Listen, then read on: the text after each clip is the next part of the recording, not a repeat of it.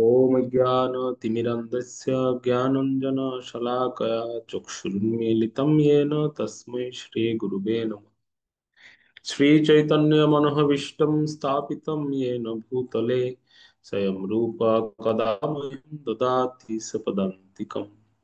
वन्देऽहं श्रीगुरो श्रीयुतपदकमलं श्रीगुरून् विष्णवांश्च श्रीरूपं साग्रजातं सहगण रघुनाथान्वितं तं सजीवम्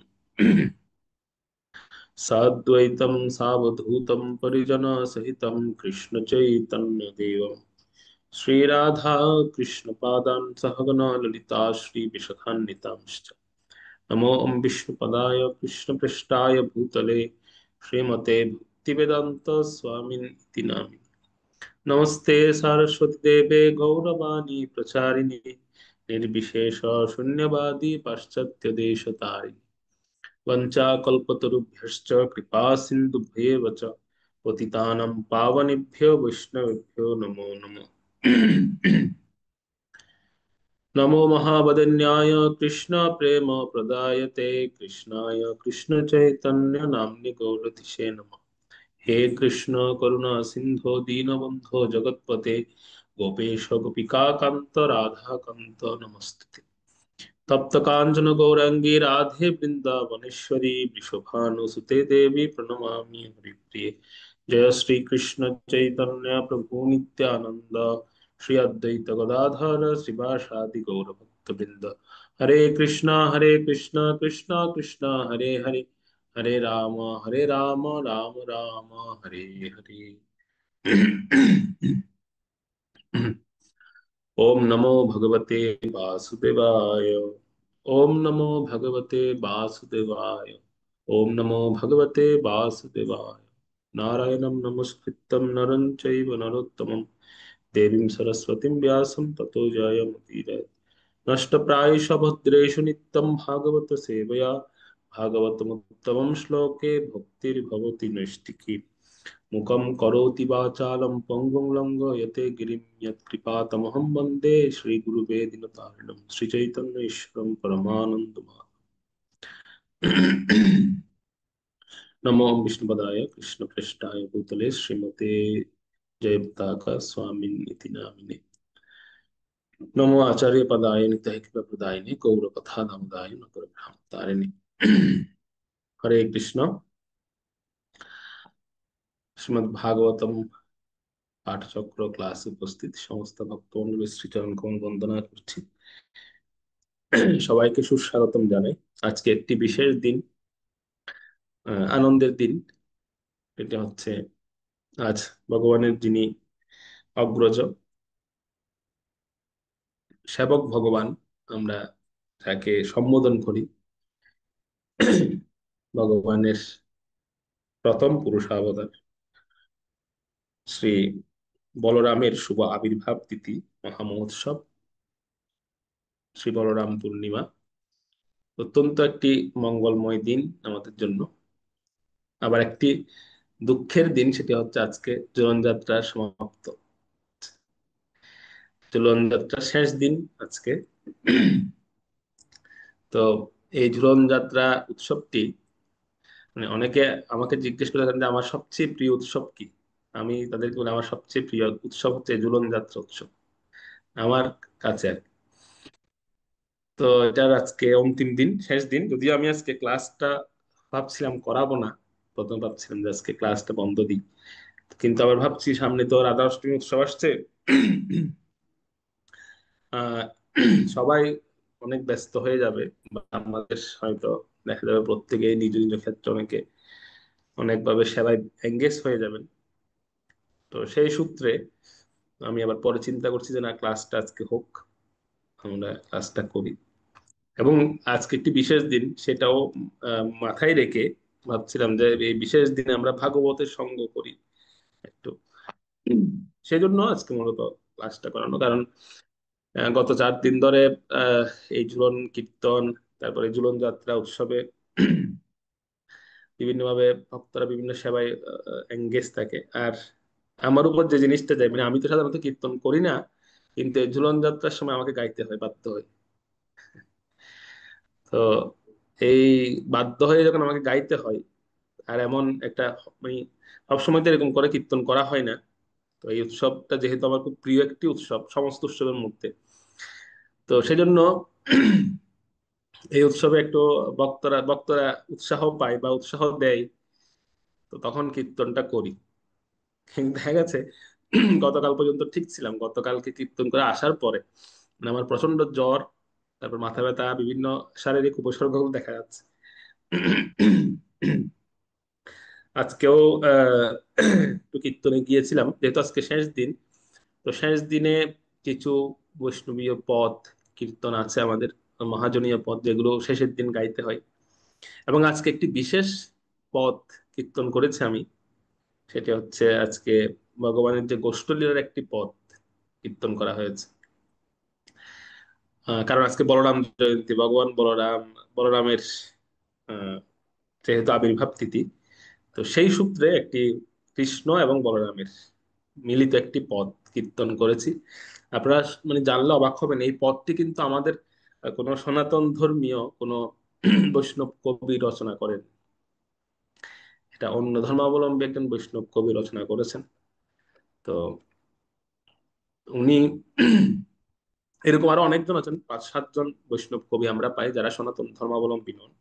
এটি হচ্ছে বৈষ্ণব ধর্মের একটি মহানতা, যেখানে আমরা বৈষ্ণব পদাবলিতে কেবল শুধু সনাতন ধর্মাবলম্বী বৈষ্ণব কবিদেরকে স্থান দিইনি, সেখানে আরো অন্যান্য কবিরাও স্থান পেয়েছেন যারা অন্যান্য ধর্মাবলম্বী। সেরকম একটি অতি দুর্লভ একটি পদ, অতি অতি অনেক মানে হারিয়ে যাওয়া একটি পদ, যে এই পদগুলো আসলে এখন হারিয়ে যাচ্ছে। তো সেরকম একটি প্রায় 1700 সালের দিকে উনি এই পদটি রচনা করেছিলেন। এবং উনাকে প্রথম দিকে অনেকে আহ অবজ্ঞা করে, কারণ তখনকার সময় তো বর্ণবাদটা খুব প্রচলিত ছিল। তখনকার সময় মানুষ ধর্ম, জাত পাত এগুলোকে খুব বিচার করতেন, এখনো আছে অনেক অনেক ক্ষেত্রে। তো উনাকে একটা সময় আহ মানে সমাজ থেকে বিচ্যুত করা হয়েছিল, ওনাকে গ্রহণ করা হয়নি, উনি যেহেতু অন্য ধর্মাবলম্বী। তো কিন্তু উনার রচিত এই গোষ্ঠের যে পথ, সেই কীর্তনটি এতটাই মহিমান্বিত, এতটাই বিখ্যাত যে এবং এতটা বিশ্লেষণাত্মক। আমি তো এখানে হয়তো কীর্তন করেছি, বিশ্লেষণ করতে পারিনি, কারণ এগুলো উপযুক্ত শ্রোতা না হলে বিশ্লেষণ করে কোনো ইয়ে পাওয়া যায় না, বা সেখানে বিশ্লেষণ করা উচিত নয়। তো যেহেতু এখানে সেরকম শ্রোতা নেই, ভগবান তো ভগবানের কাছে তার বিশ্লেষণ করতে হয় না, ভগবান শুনছেন।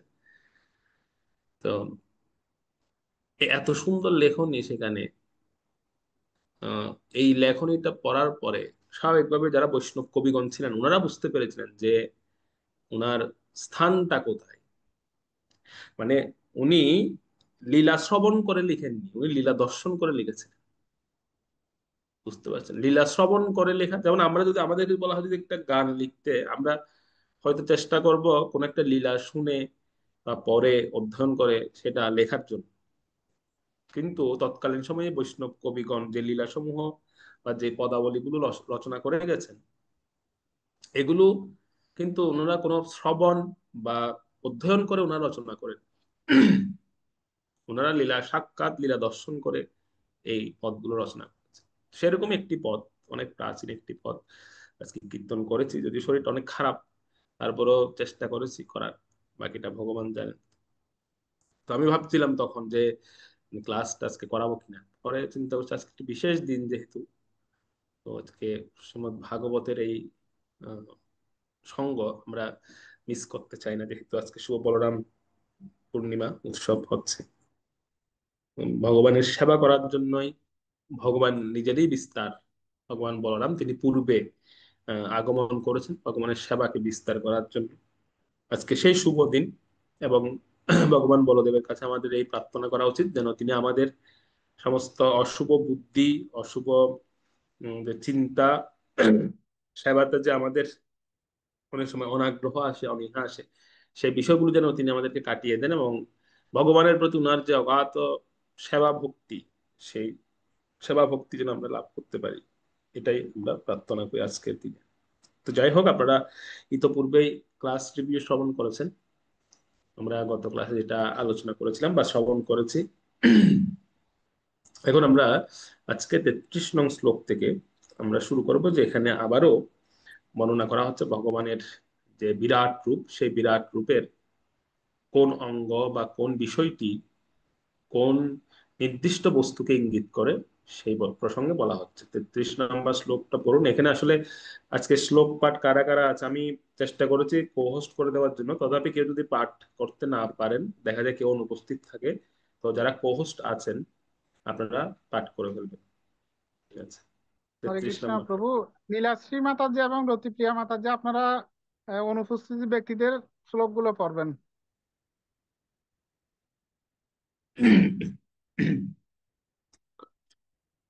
করুন 33।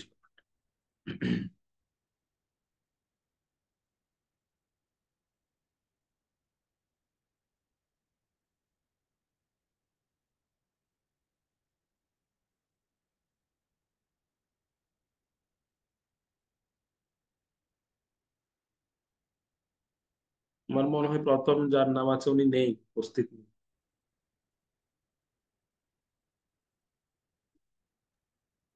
হরে কৃষ্ণ। শ্রীমদ্ ভাগবতম দ্বিতীয় স্কন্ধ প্রথম অধ্যায় শ্লোক 33। নদ্যস্য নাট্যতনুরুহানি মহীরুহা বিশ্বতনো নিপেন্দ্র অনন্ত বীর্যস্বসিতম মথরিষ্ফা গতির্বয়ঃ কর্ম গুণ প্রবাহ। অনুবাদ: হে রাজন, নদীসমূহ সেই বিশ্বতনু বিরাট পুরুষের নারী, বৃক্ষসমূহ তার রোম, অনন্ত বিক্রম বায়ু তার নিঃশ্বাস, কাল তার গমন এবং প্রকৃতির গুণের প্রতিক্রিয়া হচ্ছে তার দিব্য কার্যকলাপ। এখানে বলা হচ্ছে 33-এ, নারী হচ্ছে সেই বিরাট পুরুষের যে নারী বা শিরা আমরা বলি, সেই নারী হচ্ছে সেই বিরাট পুরুষের যে নদী সমূহ। এই পৃথিবীতে যত নদীগুলো আছে, সমস্ত নদীগুলো হচ্ছে সেই বিরাট পুরুষের নারী স্বরূপ। এবং রোম, এই যে রোমকূপ, যে রোম, সে রোম হচ্ছে সমস্ত বৃক্ষ সমূহ হচ্ছে রোম। ঠিক আছে। আর সেই বিরাট পুরুষের যে নিঃশ্বাস তিনি নেন, সেটি হচ্ছে অনন্ত বিক্রম বায়ু। যে বায়ু প্রবাহিত হয়, সে বায়ু যখন খুব জোরে প্রবাহিত হয়, তখন আমরা মনে করতে পারি যে সে বিরাট পুরুষ তিনি নিঃশ্বাস গ্রহণ করছেন বা নিঃশ্বাস নিচ্ছেন। কাল হচ্ছে গমন, কাল হচ্ছে সেই বিরাট পুরুষের গমন অর্থাৎ চলন। এবং কার্যকলাপ কি? প্রকৃতির 3 গুণের প্রতিক্রিয়া। এটি হচ্ছে সেই বিরাট পুরুষের কার্যকলাপ। ওকে, এই শ্লোকটা পড়ার পরে আমাদের একটা চিন্তা আসতে পারে, আসলে ভগবান কি জড় না চিন্ময়? ভগবানের স্বরূপটা কি? ভগবানের স্বরূপ আমরা জানি, ভগবানের স্বরূপ হচ্ছে সচ্চিদানন্দ রূপায়, সচ্চিদ আনন্দময় উনার। তো সৎ অর্থে সত্য বস্তু তিনি, তিনি কখনোই আসলে অসত্য নন, তিনি সত্য বস্তু। আর চিত অর্থ তিনি চেতন বা জ্ঞানময় বস্তু, মানে তিনি জড় নন। উনারও কিন্তু নারী আছে, উনারও কিন্তু শিরা উপশিরা আছে, টাচ করলে আমরা অনুভব করতে পারি। কিন্তু আহ এটা, এই জিনিসটা উপলব্ধির বিষয়। এখানে বলা হচ্ছে ভগবানেরও রোমকূপ আছে, ভগবানের শিরা আছে, তিনি নিঃশ্বাস গ্রহণ করেন। যেমন নৃসিংহ লীলার একটা ক্লাস হয়েছিল আপনাদের বহু আগে, সেখানে আমি একটা লীলা বলেছিলাম আপনাদেরকে, যে স্বয়ং ভগবান ব্যাসদেবের একটি লীলা, যে ব্যাসদেবের একটি বিগ্রহ, মানে ব্যাসদেবের হৃদয় থেকে প্রকটিত হয়েছে, যখন তিনি ওই লাইনটা লিখেছিলেন যে বহির নৃসিংহ হৃদয়ে নৃসিংহ। নৃসিংহ স্তুতির যে লাইনটা যখন তিনি রচনা করছিলেন, তখন তিনি বলছিলেন যে বাইরেও নৃসিংহদেব আছেন, আমার হৃদয়েও নৃসিংহদেব আছে। তো যখন তিনি হৃদয়ে নৃসিংহদেবকে তিনি স্থাপন করলেন বা দেখলেন, তখন উনি নৃসিংহদেবকে প্রার্থনা করলেন যে হে ভগবান, আপনি আমার হৃদয় থেকে বেরিয়ে আসুন দয়া করে, যে রূপে আপনি আমার হৃদয়ে এসে অবস্থান শুরু করেছেন, দয়া করে আপনি সেই অবস্থান থেকে বাইরে বেরিয়ে আসুন, আমি আপনার সেই রূপটি দেখতে চাই। তখন ভগবান এক লাফ দিয়ে ওনার হৃদয় থেকে বেরিয়ে এসেছিলেন। যে বিগ্রহটা এখনো আছে দক্ষিণ ভারতে। অনেক পুরনো একটি প্রাচীন গ্রামের মধ্যে পূজিত হচ্ছে সেই বিগ্রহটি এখন। তো সেই বিগ্রহের একটি বিশেষত্ব হচ্ছে কি, সেই বিগ্রহের সামনে দুটো প্রদীপ রাখা হয়, একটা নাকের ডগায় রাখা হয় আর একটা হচ্ছে চরণে। তো যে প্রদীপটা চরণে রাখা আছে সেই প্রদীপটার শিখাটা খুব স্থির হয়ে থাকে সবসময়, এটা কিন্তু নড়াচড়া করে না। আর যে প্রদীপটা নাকের ডগায় রাখা আছে সেই প্রদীপের শিখাটা কিছুক্ষণ পর পর এভাবে নড়ে। তার মানে এখান থেকে বোঝা যায় যে ভগবান নিঃশ্বাস নিচ্ছে। একটা মানুষ যখন দেখবেন একটা মোমবাতির সামনে, যারা মোমবাতি দিয়ে পড়াশোনা করেছেন আপনারা, আপনাদের অভিজ্ঞতা আছে, মোমবাতি জ্বালিয়ে পড়াশোনা করার সময় এটা আমরা দেখি যে মোমবাতিতে যদি কোনো বাতাস লাগে মোমবাতির শিকায়, তখন সেই শিকাটায় নড়ে দেখবে। তো সেই প্রদীপের শিকা এখনো পর্যন্ত নাকের ডগায় যে প্রদীপটা স্থাপন করা হয়, সাউথ ইন্ডিয়ান মন্দিরগুলো হচ্ছে কিন্তু যেখানে বাতাস প্রবেশ করতে পারে না, চারিদিক থেকে বন্ধ মন্দির।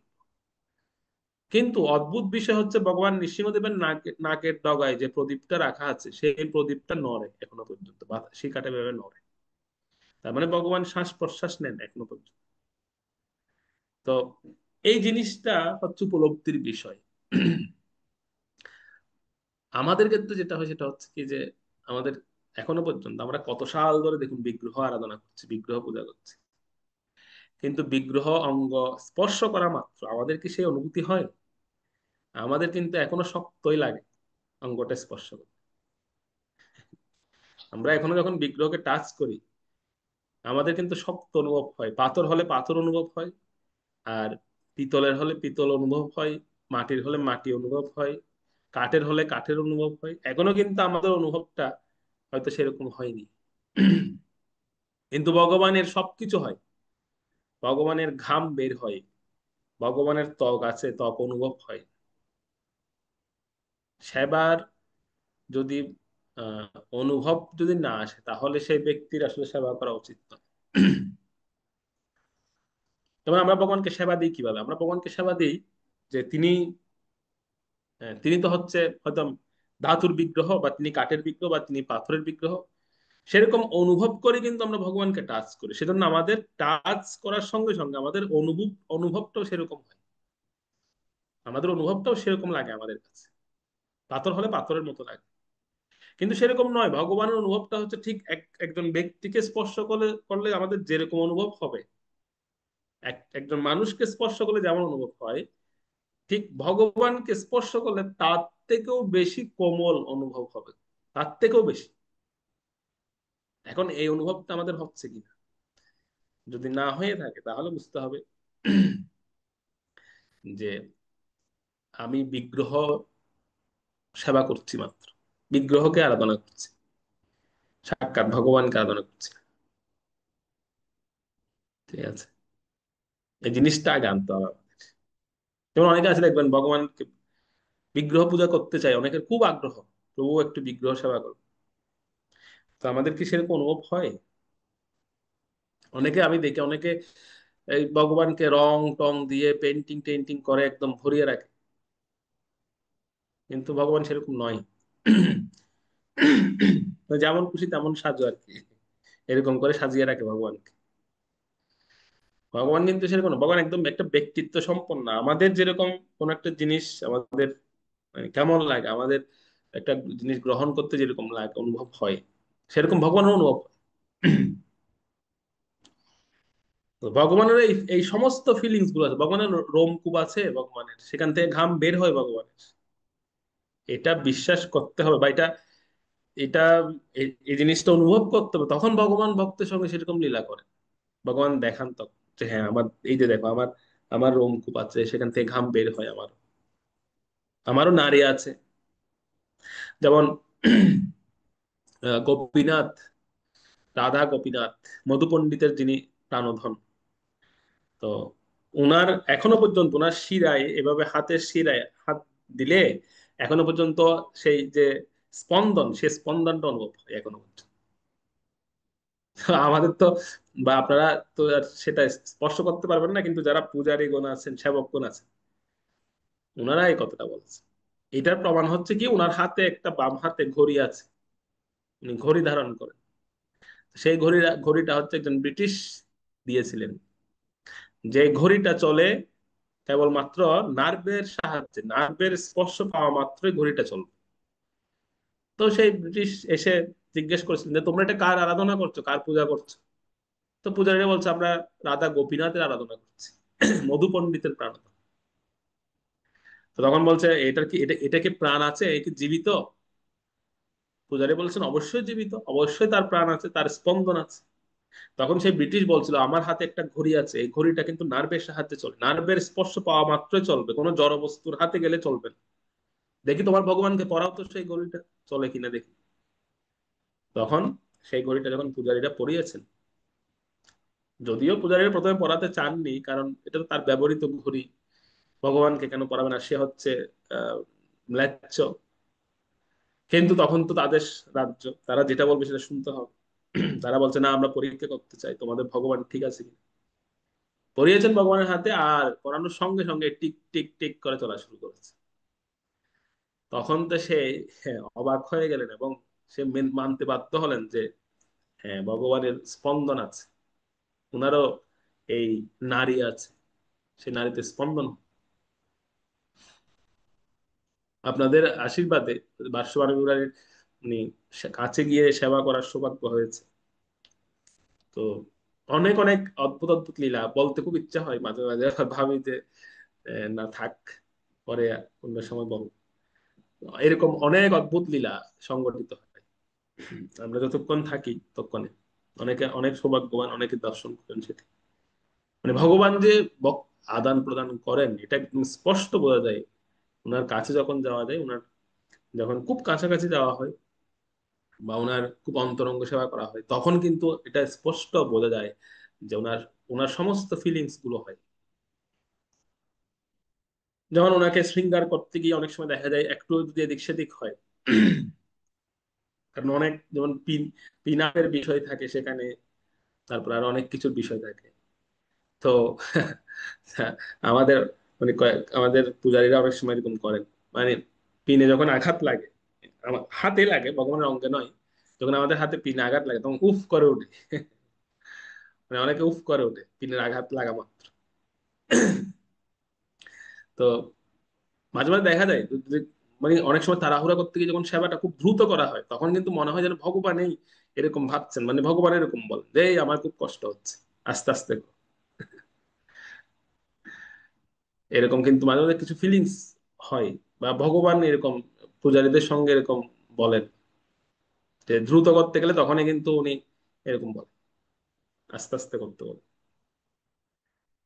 তো এই জিনিসগুলো এখানে যে এই এতগুলো বিষয়ের বর্ণনা করা হচ্ছে, এই বিরাট রূপের, যদিও বিরাট রূপের বর্ণনা এটা প্রাথমিক বর্ণনা, এরপরে পরমাত্মার বর্ণনা আসবে, মানে এটা হচ্ছে ব্রহ্মস্বরূপের বর্ণনা। কিন্তু এর মধ্যে সুখদেব গোস্বামী বা তিনি ভগবানের দিবুস রূপের বর্ণনাও করে দিচ্ছেন, যে দিবুস রূপে ভক্ত ভগবানের সঙ্গে কেমন আদান প্রদান করেন, সেই প্রসঙ্গটাও কিন্তু এখানে আলোচনা হয়ে যাচ্ছে এই ফাঁকে। যে ভগবান জড় নন, ভগবান সচ্চিত আনন্দ ঘন মূর্তি, উনি কিন্তু ভাবের আদান প্রদান করেন, উনি পাথর নন, উনি কোনো ধাতুর নন। ওনাকে স্পর্শ করলে ব্যক্তি স্পর্শের মতো মনে হবে অবশ্য। তো সেই প্রসঙ্গগুলো কিন্তু এখানে বলা হচ্ছে। সেজন্য এখানে যতগুলো উপমা দেওয়া হচ্ছে, রূপক অর্থে যদিও উপমাগুলো হচ্ছে, যে জগতের যে বস্তুগুলোকে দেখতে বলা হচ্ছে, যেমন নারী হচ্ছে নদী সমূহ। এই এই উপলব্ধিটা আপনারা পাবেন কোথায় গেলে জানেন, যদি আপনারা কোনোদিন বদ্রীনাথ ধামে যান, তখন আপনারা কিন্তু এই উপলব্ধিটা পাবেন যে কিভাবে নারীগুলো মানে নদীগুলো ভগবানের শিরা উপশিরার মতো মনে হয়। আমরা যখন আমি গিয়েছিলাম, তো ওটা ভূপৃষ্ঠ থেকে 13,000 ফিট উপরে, ভূপৃষ্ঠ থেকে এই মন্দিরটি অবস্থিত। তো সেখানে যখন আমরা উঠি, সেখানে অক্সিজেন লেভেল খুব কম থাকে, মানে অনেক সময় অনেকের খুব খারাপ অবস্থা হয়, যেমন আমার, মানে আমার একটু প্রবলেম হয়েছিল ওখানে উপরে ওঠার পরে। প্রচুর প্রচন্ড ঠান্ডা সেখানে। আহ, যেমন এই টাইমে আপনারা এখন যে টাইমে এখানে বসে আছেন, এই টাইমে তো ওখানে ঘরের বাইরে বেরোতে পারবেন না, এমন ঠান্ডা, প্রচন্ড প্রচন্ড ঠান্ডা সে, যেহেতু হিমালয় রেঞ্জ। তো এই ওখানে যখন আমরা উঠে 13,000 ফিট উপরে যখন আমরা উঠেছি, তখন নিচের দিকে তাকিয়ে গঙ্গা নদীটাকে দেখে মনে হচ্ছিল আমার একটা সুতার মতো চিকন, এত বড় বিশাল গঙ্গা নদী একটা চিকন সুতার মতো মনে হচ্ছে, মানে একটা একটা একটা ওই যে নার্ভের মতো মনে হচ্ছে, মনে হচ্ছে না একটা মানুষের একটা শিরা, সেরকম মনে হচ্ছে। একদম হুবহু এই বর্ণনাটা মিলে যাচ্ছে যে নদী সমূহ হচ্ছে ভগবানের শিরা উপশিরার মতো। তো সেখানে গেলে আপনারা উপলব্ধি করতে পারবেন যে নদীগুলোকে দেখতে মনে হয় একদম চিকন সুতার মতো, এরকম আঁকা বাঁকা আঁকা বাঁকা হয়ে গেছে। আমাদের শরীরে যেরকম শিরা উপশিরা গুলো দেখা যায় সেরকম। তো সেই সেই সেই এই বর্ণনাগুলো দেওয়া দিচ্ছেন এই জন্যই যে আমরা যখন এই দৃশ্যগুলো দর্শন করবো এই জগতে, এগুলো তো এই জড়জগতেরই দৃশ্য, নদী, আহ আহ, বৃক্ষসমূহ, সেগুলো যখন আমরা দর্শন করবো তখন কিন্তু আমাদের মাথার মধ্যে এই জিনিসগুলো আনা উচিত যে এই বস্তুটা হচ্ছে ভগবানের এই অঙ্গ, এই বস্তুটা হচ্ছে ভগবানের এই এই বিষয়। সেরকম আমরা যেন উপলব্ধি করতে পারি, আমাদের চিন্তাটা যেন কৃষ্ণ ভাবনাময় হয়, ভগবত ভাবনাময়। তার জন্যই কিন্তু এই বর্ণনাগুলো দেওয়া হচ্ছে। আসুন আমরা আরো কিছু বিষয় দেখবো 34 নম্বর শ্লোকে, 34 নম্বর শ্লোক এবং অনুবাদ পড়ুন একটু।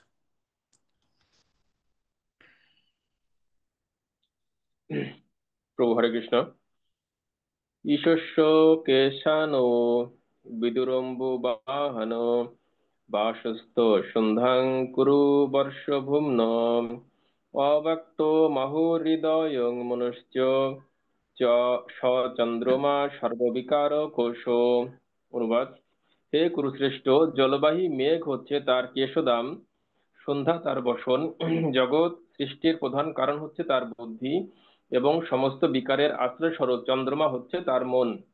তো হরে কৃষ্ণ। এখানেও কয়েকটা বিষয় বলা হচ্ছে। যেমন মেঘ হচ্ছে আকাশের যে মেঘ, সেই মেঘ হচ্ছে ভগবানের কেশদাম, ভগবানের যে কেশ, এই যে চুল, সেই চুল হচ্ছে সমস্ত মেঘ। আবার অনেক অনেক ক্ষেত্রে মেঘকে ভগবানের অঙ্গবর্ণের সঙ্গে তুলনা করা হয়েছে, ভগবানের যে অঙ্গবর্ণ সেটিও মেঘের সঙ্গে তুলনা করা হচ্ছে। যেমন আজকে আমি বললাম না যে পদটি গেয়েছি, যে ভজনটি গেয়েছি, সেখানেও বর্ণনা করা হচ্ছে যে যখন কৃষ্ণ এবং বলরাম ওনারা গোষ্ঠ থেকে ফিরছেন, তখন রূপের বর্ণনাটা দেওয়া হচ্ছে। তখন বলা হচ্ছে কেমন লাগছিল সেই দৃশ্যটা। তো সেই দৃশ্যটা ছিল এমন যে ভগবানের রূপটা দেখে মনে হচ্ছিল, মানে ভগবানকে দেখে মনে হচ্ছিল একটি নীল মেঘ, মানে একটি নীল মেঘ। আহ বা মাঝে মাঝে এমন হচ্ছিল যখন আলো ছায়া হচ্ছিল, মাঝে মাঝে মনে হচ্ছিল একটি ঘন কালো মেঘ, একটি ঘন কালো মেঘ আসছে। এটা হচ্ছে ভগবানকে দেখে মনে হচ্ছে খুব ঘন কুচকুচে কালো একটা মেঘ আসছে। আর পাশে বলরাম, বলরামকে দেখে মনে হচ্ছিল একটি পূর্ণ চন্দ্র, একদম চাঁদ, সাদা ধবধবে, ওনার শরীরের অঙ্গবর্ণ তো সাদা, ধবধবে একটি সাদা চাঁদ সেই মেঘ সহ আসছে। মানে দেখে তাহলে দৃশ্যটা কেমন হচ্ছে, একটা কালো ঝড়ের মেঘ, পাশে একটা পূর্ণচন্দ্র। একবার দৃশ্যটা কল্পনা করে দেখুন কেমন। তো গোষ্ঠ থেকে ফেরার সময় ব্রজবাসীরা মনে করছিল কি ব্যাপার, এরকম কেন আকাশের অবস্থা। কারণ আকাশে যদি মেঘ থাকে তাহলে কিন্তু চাঁদ দেখা যায় না। ঠিক, এটা তো কিন্তু আমরা দেখি আকাশে যখন মেঘ থাকবে দেখবেন চাঁদ তারা কিছু দেখা যাবে না। কিন্তু এটা আশ্চর্য যে চাঁদ আর মেঘ মানে একটা কিন্তু একটার বিপরীত আরেকটা। তো এখানে দেখা যাচ্ছে চাঁদ এবং মেঘ একসঙ্গে আসছে। ঘটনা কি, ব্রজবাসীরা দূর থেকে মনে হচ্ছে, ব্রজবাসীরা তো মনে, ওনারা বুঝতে পারছেন না যে আসলে কে আসছে। ব্রজবাসী চিন্তা করছেন যে এই সন্ধ্যার সময় মেঘ এবং চাঁদ একসঙ্গে আসছে কেন। হয়তো চাঁদ আসবে, পূর্ণিমার চাঁদ, অথবা মেঘ আসবে, যে কোনো একটা আসবে। কিন্তু চাঁদ এবং মেঘ একসঙ্গে আসছে। দেখুন এই এই বর্ণনাটা, এটা একজন বৈষ্ণব কবি ছাড়া এই বর্ণনাটা আর কে দিতে পারবে, এত সুন্দর বর্ণনা। এটা একজন বৈষ্ণব কবি দর্শন করা ছাড়া এটা আর কেউ দিতে পারবে না। কারণ এই এই এই যুক্তি কখনো, সেই জন্য তো শ্রী চৈতন্য মহাপ্রভু আমাদের যে মতবাদ এটার নাম দিয়েছেন অচিন্ত্য ভেদাভেদ তত্ত্ব। মানে এই জিনিস আপনি চিন্তা করে কল্পনা করে কখনো যুক্তি দিয়ে বুঝতে পারবেন না, কারণ যুক্তির বাইরে সেগুলো। চাঁদ আর মেঘ কখনো একসঙ্গে হয় না, কিন্তু এখানে বৃন্দাবনে সেটা ঘটছে। যখন ভগবান গোষ্ঠ থেকে ফিরছেন তখন সেই দৃশ্যটা ছিল সেরকম, চাঁদ এবং মেঘ একসঙ্গে আসছে। তো এখানেও বলা হচ্ছে ভগবানের যে কুঞ্চিত কেশদা, ভগবানের যে কেশ, সেটি হচ্ছে মেঘের সঙ্গে তুলনা করা হচ্ছে। এবং সেটি জিত ঘন, একটি একটি কীর্তন এটা বলা হচ্ছে জিত ঘন কুঞ্চিত কেশম। ভগবানের আহ যে চুল ছিল সেটা হচ্ছে কেমন, খুব ঘন, ঘন কুঞ্চিত মানে কোকড়ানো, এই এবং কুচকুচে কালো সেটি। জিত ঘন কুঞ্চিত কেশ। আর সেই ফুল, সেই চুলের মধ্যে কি দেওয়া আছে? সেখানে আছে মালতী ফুল, মালতী ফুল দেওয়া আছে সেই চুলের মধ্যে ভগবান। মানে সকারা যখন গোষ্ঠে যেতেন, মা যশোদা তো সকালবেলা সাজিয়ে দিতেন ভগবানকে, আর সকারা গোষ্ঠে যাওয়ার সঙ্গে সঙ্গে ভগবানের মাথার পাগড়ি টাগড়ি সব খুলে ফেলতেন, টেন খোল এইসব, এগুলো রাখা যাবে না। মা যশোদা কিন্তু অনেক সুন্দর করে সাজিয়ে দিতেন ভগবানকে গোষ্ঠে যাওয়ার সময়। কিন্তু সকারা সঙ্গে সঙ্গে বনে যাওয়ার সাথে সাথে খুলে ফেলতেন, সব টেনে টেনে খুলে দিতেন পাগড়ি টাগড়ি যা আছে, আর খুলে সব ফেলে দিতেন। এইবার সকারা বলতেন আমরা সাজাবো তো। কি দিয়ে সাজাবে? সে বনের যত ফুল বা বনের যে সমস্ত বস্তু সেগুলো দিয়ে সাজাবে। তো ভগবানের বর্ণনা আছে ভগবানের এই চুলের মধ্যে মালতী পুষ্প, তো সকারা লাগিয়ে দিতেন মালতী ফুল, মালতী মণ্ডিত, মালতী ফুল দিয়ে সেখানে সাজাতেন। আবার সেই মালতী ফুলের মধ্যে কি হতো? মধুকর রঞ্জিত, মানে ভ্রমরারা সেখানে ঘুরতো চারিদিকে। তাহলে রূপটা কেমন দেখুন এবার। ভগবানের মুখমণ্ডল, সেখানে মালতী ফুল আছে চুলের মধ্যে, আর মৌমাছিরা বনবন বনবন বনবন করে ঘুরছে চারিদিকে। এইভাবে ভগবান আসছে। এই এই বর্ণনাগুলো এই জন্যই দেওয়া হচ্ছে। আপনারা এই এই বিরাট রূপের বর্ণনা শুনে, বা পরীক্ষিত মহারাজ এই বিরাট রূপের বর্ণনা শুনে কিন্তু বিরাট রূপের প্রতি আকৃষ্ট হচ্ছিলেন না। তিনি ভগবানের দ্বিভুজ সুন্দর শ্যাম সুন্দর মুরলীধর রূপের প্রতি আকৃষ্ট হচ্ছেন। এবং শ্রী সুখদেব গোস্বামীর অভিপ্রায় হচ্ছে সেটি, যেন তিনি দ্বিভুজ মুরলীধর শ্যাম সুন্দরের প্রতি আকৃষ্ট হন। সেজন্য আমরা এই বিরাট রূপের পাশাপাশি ভগবানের এই সুন্দর রূপের বর্ণনাও করছি, যাতে আপনারা আবার বিরাট রূপের প্রতি আকৃষ্ট হয়ে না পড়েন। তো সেই মেঘ হচ্ছে, মেঘের তুলনা দেওয়া হচ্ছে ভগবানের কেশদামের সঙ্গে। সন্ধ্যা, এই সন্ধ্যাকালীন সময়টা হচ্ছে ভগবানের বসন। ভগবানের অঙ্গে তো তেমন বসন পরতেন না তিনি, তিনি শুধু ধুতিটা পরতেন কোন রকমে। আহ তাও ধুতিটা খুব ছোট করে পরতেন ভগবান। আমরা যেরকম রাজবেশে ভগবানকে দর্শন দিই, ভগবান এভাবে ধুতি পরেন না। ভগবান ধুতি পরেন খুব শর্ট, একদম ছোট করে ধুতিটা পরেন, হাঁটুর উপরে ধুতি পরেন। কারণ ওনার তো অল্প বয়স, উনি আর এভাবে ধুতি পরবেনই বা কেন? আমরা তো ওনাকে রাজা আদিরাজ হিসেবে হয়তো আমরা দর্শন দিই, সেজন্য আমরা ওভাবে ওনাকে ধুতি পরাই, কিন্তু ভগবান ওভাবে ধুতি পরান না। ভগবান, বললাম না, গোষ্ঠে যাওয়ার সাথে সাথে সকারা সব খুলে ফেলতেন। হ্যাঁ, এমনকি ধুতিও খুলে দিতেন যদি ধুতি এভাবে পরানো হতো ভগবান। আর তারা তাদের মতো করে পরাতেন, যেরকম একজন রাখাল বালক, একজন গোচারণ বালক যেভাবে কাপড় চোপড় পরেন, পরিধান করেন, ঠিক সেইভাবে ভগবানকে পরিধান করতেন। তো সেজন্য এই সন্ধ্যাকে বলা হয়েছে ভগবানের বসনের সঙ্গে। মানে সন্ধ্যাকালীন সময় যখন ভগবান গোষ্ঠ থেকে ফিরতেন, তো ভগবান যখন আসতেন তখন মনে হতো যে সন্ধ্যাকালীন সময়টি ভগবানের অঙ্গে বসন হিসেবে কাজ করছে। ভগবানের অঙ্গে, মানে সন্ধ্যার যে রং, সেই রংটা ভগবানের অঙ্গের রঙের সঙ্গে মিলে যেত সন্ধ্যাকালীন সময়। তো সেই আসলে আহ, সুখদেব গোস্বামী তো ভক্ত, শুদ্ধ ভক্ত, ভগবানের প্রেমিক ভক্ত তিনি। তিনি কিন্তু সত্যিকার অর্থে ভগবানের দ্বিগুণ রূপের বর্ণনায় দিচ্ছিলেন। কারণ বিরাট রূপের বর্ণনা আমরা গীতাতেও পড়েছি, সেখানে কিন্তু এভাবে বলা হয়নি, এভাবে উদাহরণ দিয়ে বোঝানো হয়নি। কিন্তু এখানে দেখুন কত সুন্দর সুন্দর উপমা তিনি দিচ্ছেন, কারণ তিনি তো প্রেমিক ভক্ত। তাই তিনি ভগবানের বৃন্দাবন লীলায় কিভাবে প্রবেশ করবেন শুধু সেই প্রতীক্ষাই করছেন, যে কিভাবে আমি সেই ব্রজলীলা গুলো বর্ণনা করবো। সেজন্য এখানে কিন্তু তিনি কিন্তু পরোক্ষভাবে সেগুলো বলে ফেলছেন আস্তে আস্তে, তিনি নিজেকে সংবরণ করতে পারছেন। সন্ধ্যা হচ্ছে বসন।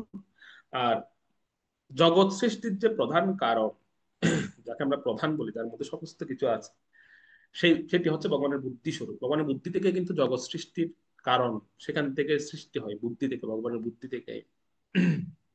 আর ভগবানের যে মন, সে মন হচ্ছে কি? চন্দ্র, সমস্ত বিকারের আশ্রয় স্বরূপ। চন্দ্র হচ্ছে ভগবানের মন, সেখান থেকে ভগবানের মনটার চন্দ্র স্বরূপ।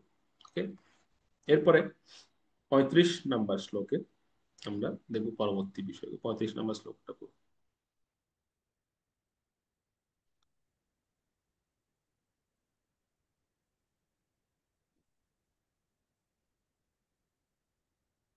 হরে কৃষ্ণ। প্রণাম। বিজ্ঞানশক্তি মহিমানন্তে সর্ব আত্মান অন্তকারণম গিরিত্রম অশ্ব অশ্ব তরে অস্ত্র গজানখানি সার্বে মেঘা বসুনি দেশে। অনুবাদ: অভিজ্ঞ ব্যক্তিরা বলেন যে মহাতত্ত্ব সেই সর্বব্যাপ্ত বিরাট পুরুষের চেতনা এবং রুদ্রদেব তার অহংকার।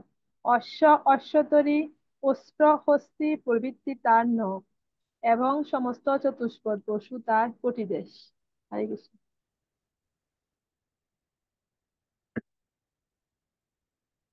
এখানে বলা হচ্ছে ভগবানের যে চেতনা সেটি হচ্ছে কি, সেটি হচ্ছে মহতত্ত্ব।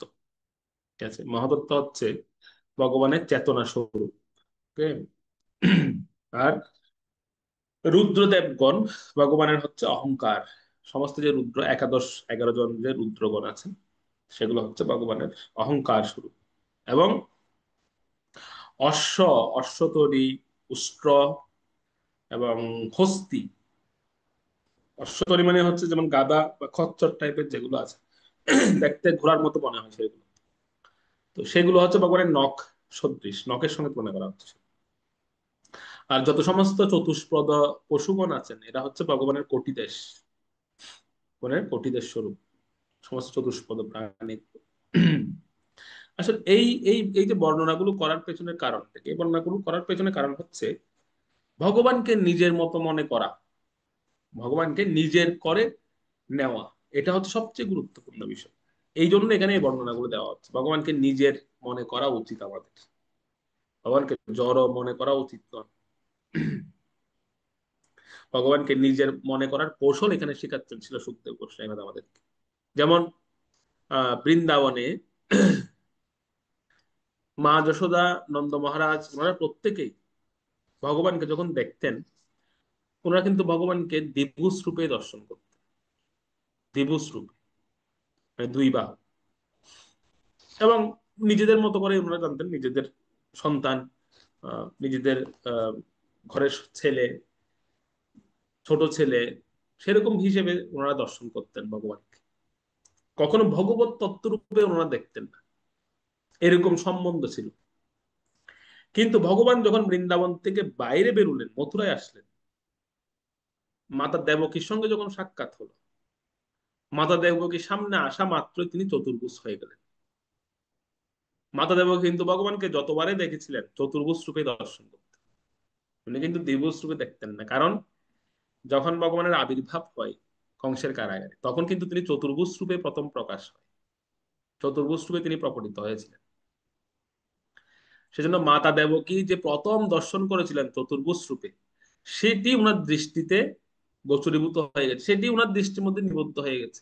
এরপরে যতবারই তিনি ভগবানকে দেখেছেন চতুর্ভুজ রূপে দেখেছেন, উনি দ্বিভুজ রূপে আর দেখেন। উনি ওই সম্বন্ধটাকেই করে নিয়েছেন।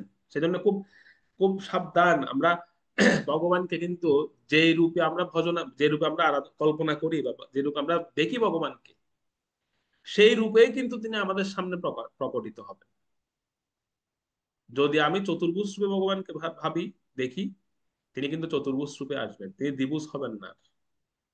যদি দ্বিভুজ রূপে কল্পনা করি, দ্বিভুজ রূপে ভাবি ভগবানকে, দ্বিভুজ রূপে আরাধনা করি, তাহলে তিনি দ্বিভুজ রূপে আসবেন আমার সামনে। মাতা দেবকীর কথা বলছি না, মাতা দেবকী যতবারই ভগবানকে দেখেছেন দ্বিভুজ রূপে কিন্তু দর্শন করেছেন।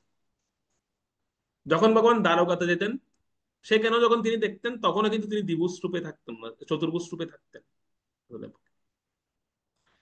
কারণ মাতা দেবকী কারাগৃহে বুঝতে পেরেছিলেন যে উনার গর্ভে যিনি এসেছেন তিনি আর সাধারণ কোনো সন্তান নন, তিনি সাক্ষাৎ ভগবান। এই যে সাক্ষাৎ ভগবান মনে করে ফেললেন, সেখান থেকেই ওনার দৃষ্টিটাও বদলে গেল। ভগবান আর ওনার সামনে সন্তান হিসেবে কোনোদিন এসে দাঁড়াতে পারতেন না। কিছু সময়ের জন্য ভাবতেন যে হ্যাঁ এটা আমার সন্তান, কিন্তু যেই চতুর্ভুজ দেখতেন, আবার ভাবতেন ও আচ্ছা আচ্ছা, না না, এটা তো ভগবান, এই ধরনের ভার হরণ করার জন্য তিনি আমার সন্তান রূপে এসেছেন। কিন্তু না না, আমি ওনাকে বাৎসল্য, মানে বাৎসল্য রসটা তখন কিন্তু কমে যেত, মানে আটকে যেত ওই সময় এসে। যখনই ভাবতেন যে আমার ছেলেটাকে একটু আদর করবো, আমার ছেলেটাকে একটু কোলে নেবো, তখনই তো ভগবান চতুর্ভুজ। আর চতুর্ভুজ দেখা মাত্রই ওনার মধ্যে থেকে বাৎসল্য প্রেমটা অনেকাংশে পূর্ণ হয়ে যেত। তখন ভাবতেন হ্যাঁ হ্যাঁ, এই তো ভগবান। কিভাবে, যেমন ধরুন আপনি যদি আপনার বিগ্রহকে ভগবান বলে মনে করে সেবা করেন, তাহলে উনি ভগবান হয়ে থাকবে আপনার কাছে। কিন্তু ঘরের সদস্য হিসেবে যদি মনে করেন, মানে আপনার আপন কোনো সম্বন্ধ রূপে যদি ভগবানকে ভালোবাসেন, তাহলে কিন্তু তিনি সেই রূপে প্রকটিত হবেন আপনার সামনে। ঠিক আছে, এটা কিন্তু একটা তত্ত্ব বলছে আপনি। কখনো বিগ্রহকে বিগ্রহের মতো ভাবতে নেই, মানে হ্যাঁ তিনি ভগবান, কিন্তু আমরা ভগবান রূপে কিন্তু ওনার পূজা করছি না। আমরা ওনাকে আমাদের ঘরেরই একজন সদস্য হিসেবে সেবা করছি। এই ভাবনা থেকে যদি সেবা করে থাকেন, তাহলে আপনি হবেন নন্দ বা যশোদা মাতার অনুগামী। আর যদি মনে করেন যে না না উনি সাক্ষাৎ পরব্রহ্ম ভগবান, উম বা উনি হচ্ছেন পরমেশ্বর, তাহলে হবে আপনি দেবকী মাতা এবং বসুদেবের হয়ে আপনি ভজনা করছেন। দুটোই বাৎসল্য প্রেম, দুই ক্ষেত্রে বাৎসল্য প্রেম আছে, কিন্তু সেখানে বিস্তারে বা সেখানে প্রয়োগে কিছুটা ব্যবধান আছে। দুটোই কিন্তু বাৎসল্য প্রেম। এই জিনিস, এই তত্ত্বগুলো বুঝতে একটু কঠিন মনে হতে পারে, কিন্তু কঠিন নয়। আমরা যদি নিজের মতো করে ভাবি, তখন ভগবান আমাদের কাছে সহজ হয়। কিন্তু যখন আমরা ভাবি যে না উনি তো পরমেশ্বর ভগবান, উনার উনার অনুভূতিও কি, আর ইয়েও কি, উনার ঝালও কি, উনার মিষ্টিও কি, ওনার লবণও কি, বা ওনার হ্যাঁ, লবণ ছাড়াও কি। অনেক সময় আমরা দেখেন না, আমরা এরকম ভাবি কিন্তু যে আমাদের অনেকে অনেকে দেখি তো, অনেকে বিভিন্ন ভোগের নৈবেদ্য গুলো বানান, তো সেখানে দেখা যায় মাঝে মাঝে এমন হয় যে চিনি দিতে বলে যান, মাঝে মাঝে এমন হয় লবণ দিতে বলে যান। তো যখন জিজ্ঞেস করে যে চিনি দেননি কেন, তখন বলে প্রভু আমাদের ঘরে সবার ডায়াবেটিস, সেজন্য চিনি দিচ্ছি না। তো আরে আপনাদের তো ডায়াবেটিস, ভগবানের কি ডায়াবেটিস হয়েছে নাকি? বুঝতে পারছেন এবার? যেমন ধরুন আমরা যখন মানে আমরা যখন ঘরে ছোট ছিলাম, তখন দেখা যেত যে হ্যাঁ, মা বাবা মা বাবা বা দাদু দিদিমার ওনাদের ডায়াবেটিস ছিল, তো ওনাদের জন্য যখন কোনো কিছু বানানো হতো, তখন দেখা যেত ওখানে চিনি দেওয়া হতো না বা মিষ্টি দেওয়া হতো না, কারণ ওনাদের ডায়াবেটিস, ওনাদের সুগার আছে। কিন্তু আবার আমাদের জন্য যখন একই একই আইটেম আমাদের জন্য যখন বানানো হতো, তখন কিন্তু ঠিকই ভালো করে মিষ্টি দিয়ে, বেশি করে চিনি দিয়ে বানানো হতো। কেন? কারণ আমরা ওটা খেতে ভালোবাসি, আমরা ওরকম চিনি ছাড়া বা এছাড়া খেতে ভালোবাসি না। মা মা জানতেন, মা জানতেন যে আমার ছেলেটা একটু মিষ্টি খেতে ভালোবাসে, তাকে একটু মিষ্টিটা বাড়িয়ে দিই।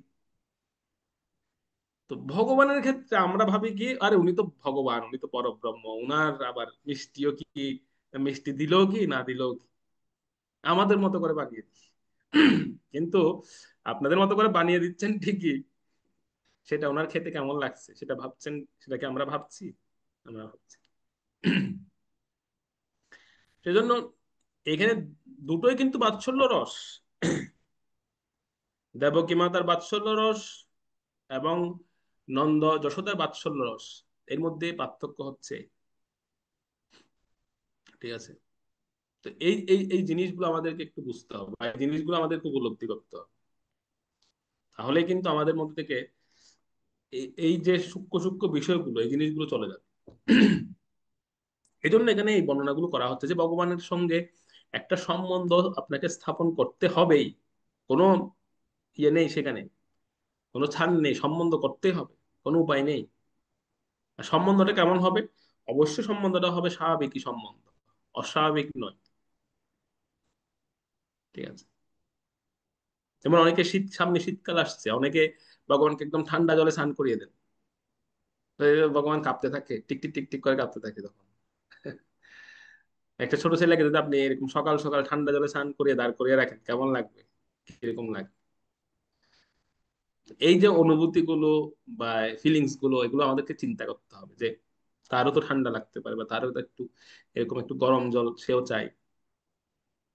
এগুলো হচ্ছে অনুভূতি, এখান থেকে কিন্তু সম্পর্ক বা সম্বন্ধটা শুরু হয়। তখন এই সম্বন্ধটা করতে হবে, এই শিক্ষাটা। সেজন্য প্রথম শুরুতে পরীক্ষিত মহারাজকে সুখদেব গোস্বামীপাদ এই শিক্ষাটা দিচ্ছেন যে তুমি ভগবানকে ভগবত তত্ত্ব হিসেবে শ্রবণ করো না, ভগবানের সঙ্গে আগে সম্পর্ক স্থাপন করো, সম্বন্ধ স্থাপন করো, তারপর তুমি ভগবানের লীলা কথা শ্রবণের জন্য বসো। কারণ সম্বন্ধ না থাকলে সে লীলা কথাতে বেশি ইন্টারেস্ট থাকবে না, বেশিক্ষণ ইন্টারেস্ট থাকবে না।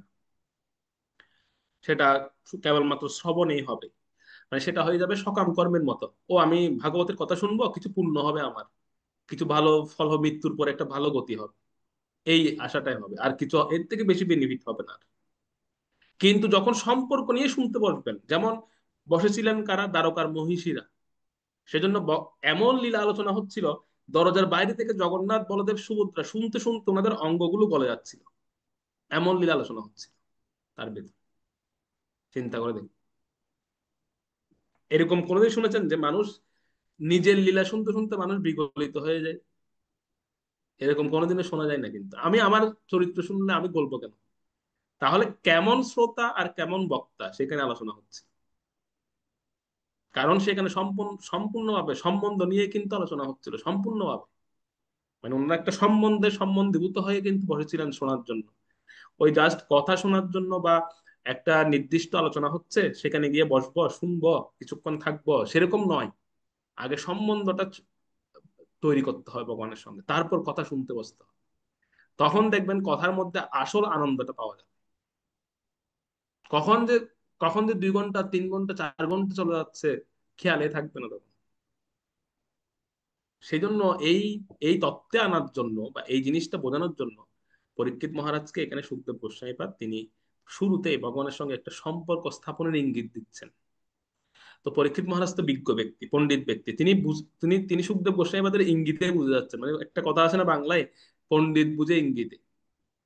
তিনি ইঙ্গিতেই বুঝে যাচ্ছেন যে আসলে কি বোঝাতে চাচ্ছেন সুখদেব গোস্বামী পাদ, একটা সম্বন্ধ স্থাপন করো।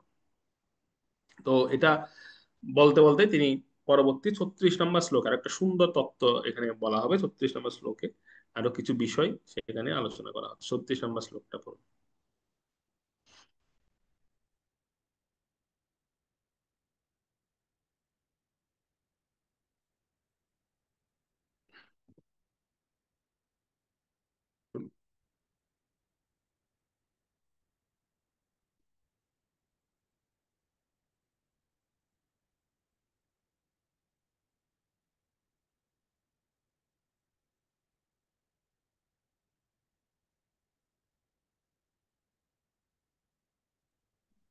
হরে কৃষ্ণ। শ্রীমদ্ ভাগবতম দ্বিতীয় স্কন্ধ প্রথম অধ্যায় শ্লোক নং 36।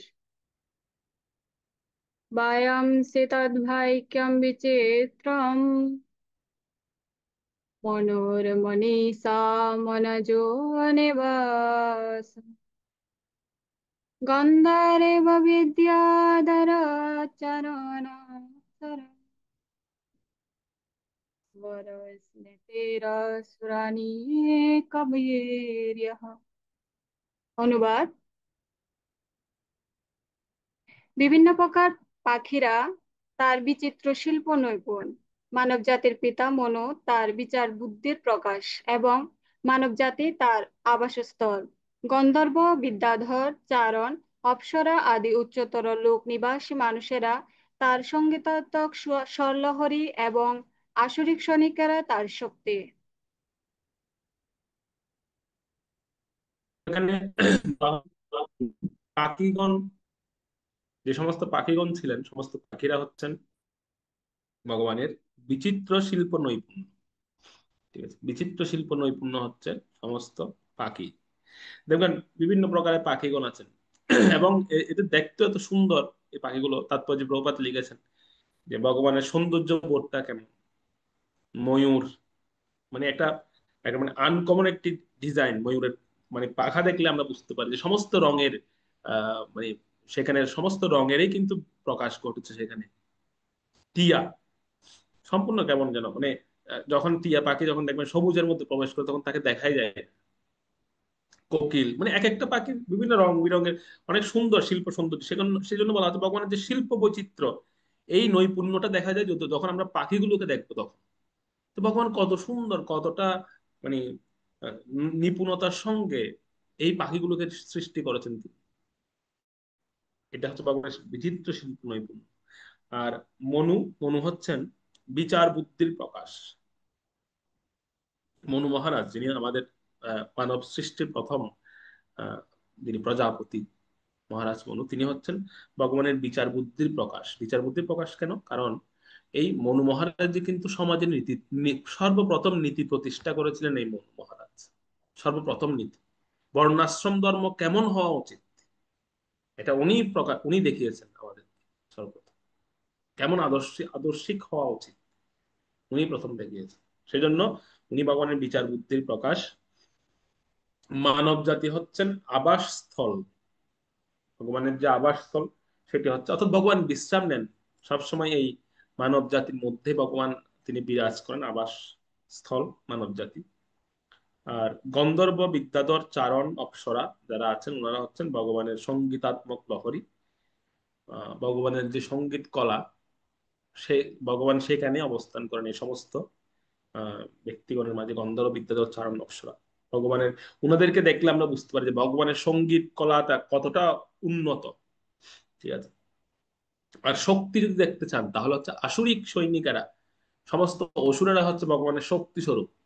মানে তাদের কতটা শক্তি, সেটা ভগবানের শক্তি কতটা, এটা অনুমান করা যায় অসুরদেরকে দেখলে। অসুরদেরকে দেখলে আমরা বুঝতে পারবো যে ভগবানের শক্তির পরিধিটা কেমন। ওকে।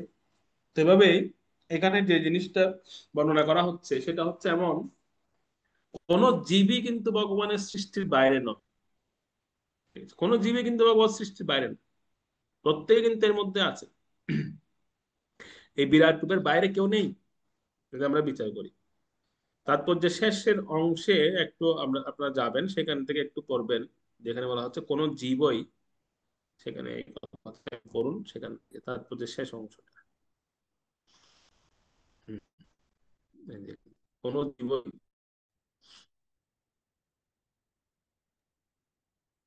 কোনো পেয়েছেন জীবই ওটা। ভগবানের বিরাট রূপ থেকে বিচ্যুত নয়। প্রতিটি জীবেরই সে বিরাট রূপের প্রতি বিশেষ কর্তব্য রয়েছে। সেই বিশেষ কর্তব্য সম্পাদন যখন ব্যাহত হয় তখনই জীবেদের মধ্যে বৈষম্য সংঘর্ষের সৃষ্টি হয়। কিন্তু ভগবানের সঙ্গে জীবের সম্পর্ক যখন পুনঃপ্রতিষ্ঠিত হয় তখন সমস্ত জীবের মধ্যে, এমনকি হিংস্র পশু এবং মানব সমাজের মধ্যেও পূর্ণ ঐক্য গড়ে ওঠে। মধ্যপ্রদেশের জঙ্গলে শ্রী চৈতন্য মহাপ্রভু জীবেদের মধ্যে সেই ঐক্য প্রদর্শন করেছিলেন, যেখানে বাঘ, হাতি এবং অন্যান্য সমস্ত হিংস্র জন্তুরাও পরমেশ্বরের মহিমা কীর্তনে পূর্ণরূপে সহযোগিতা করেছিল।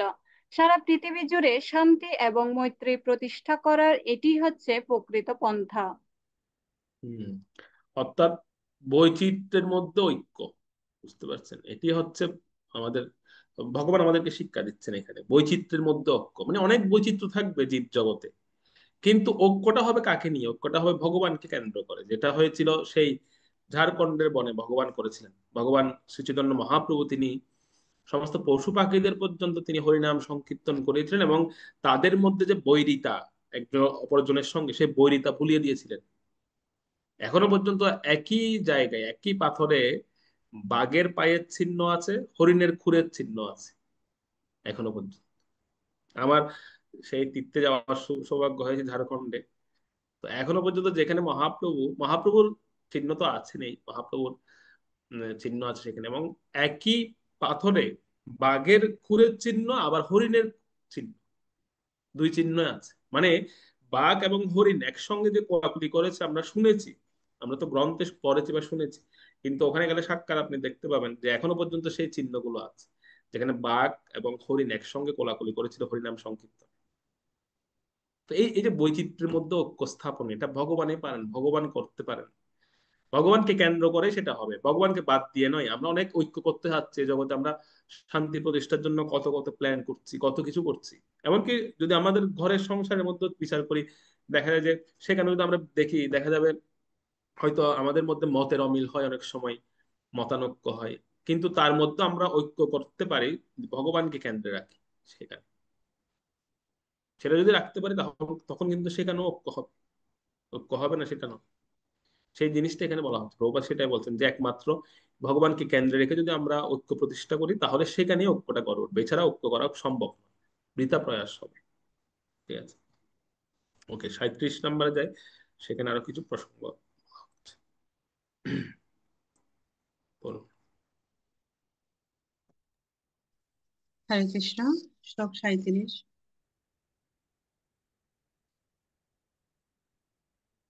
ব্রহ্মাননং শতভুজ মহাত্মা ভিডুরুরংহৃষিতকৃষ্ণবর্ণः নানাবিধ প্রপন্ন দ্রব্যাত্মকর্ম বিতনয়োগः।